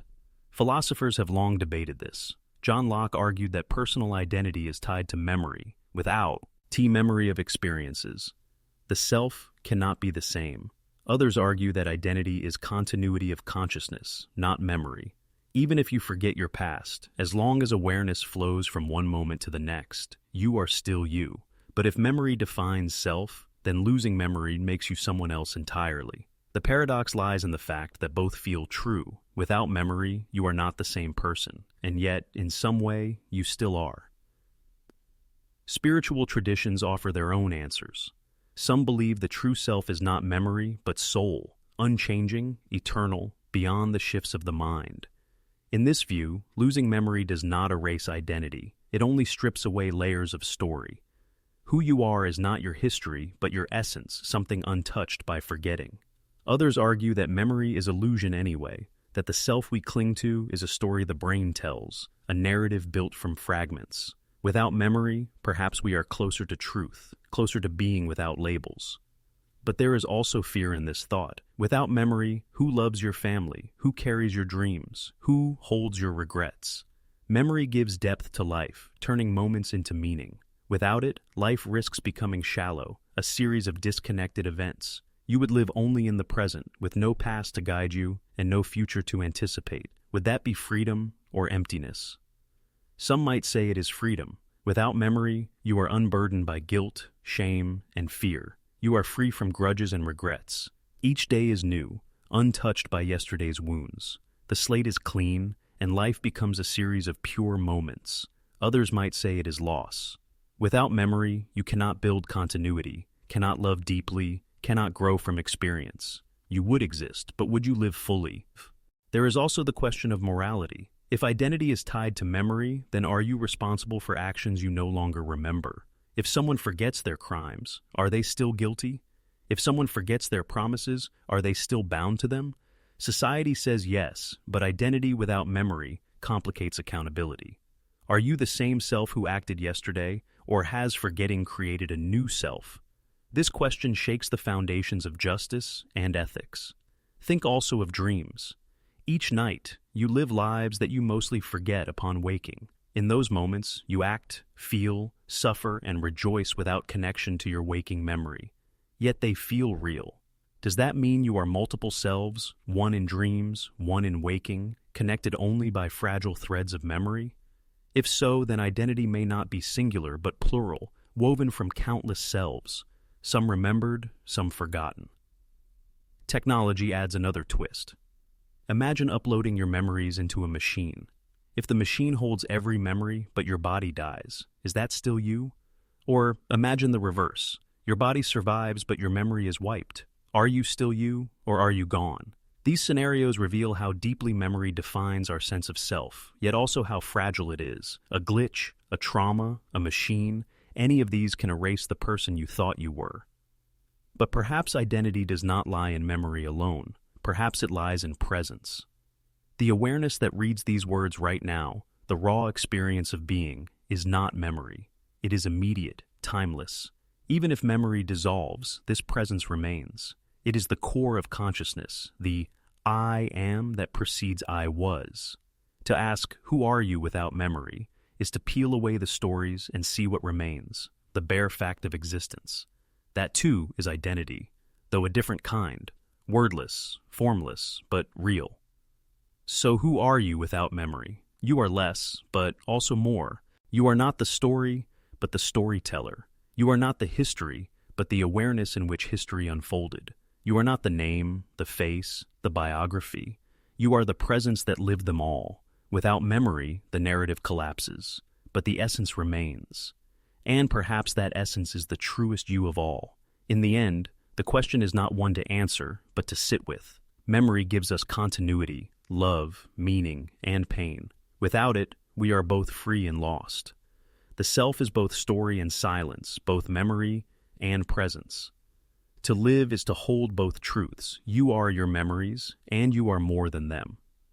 So the next time you ask, who am I? Remember, you are not only the sum of your memories, you are also the awareness that carries them. And even if they fade, something deeper remains, something that cannot be forgotten.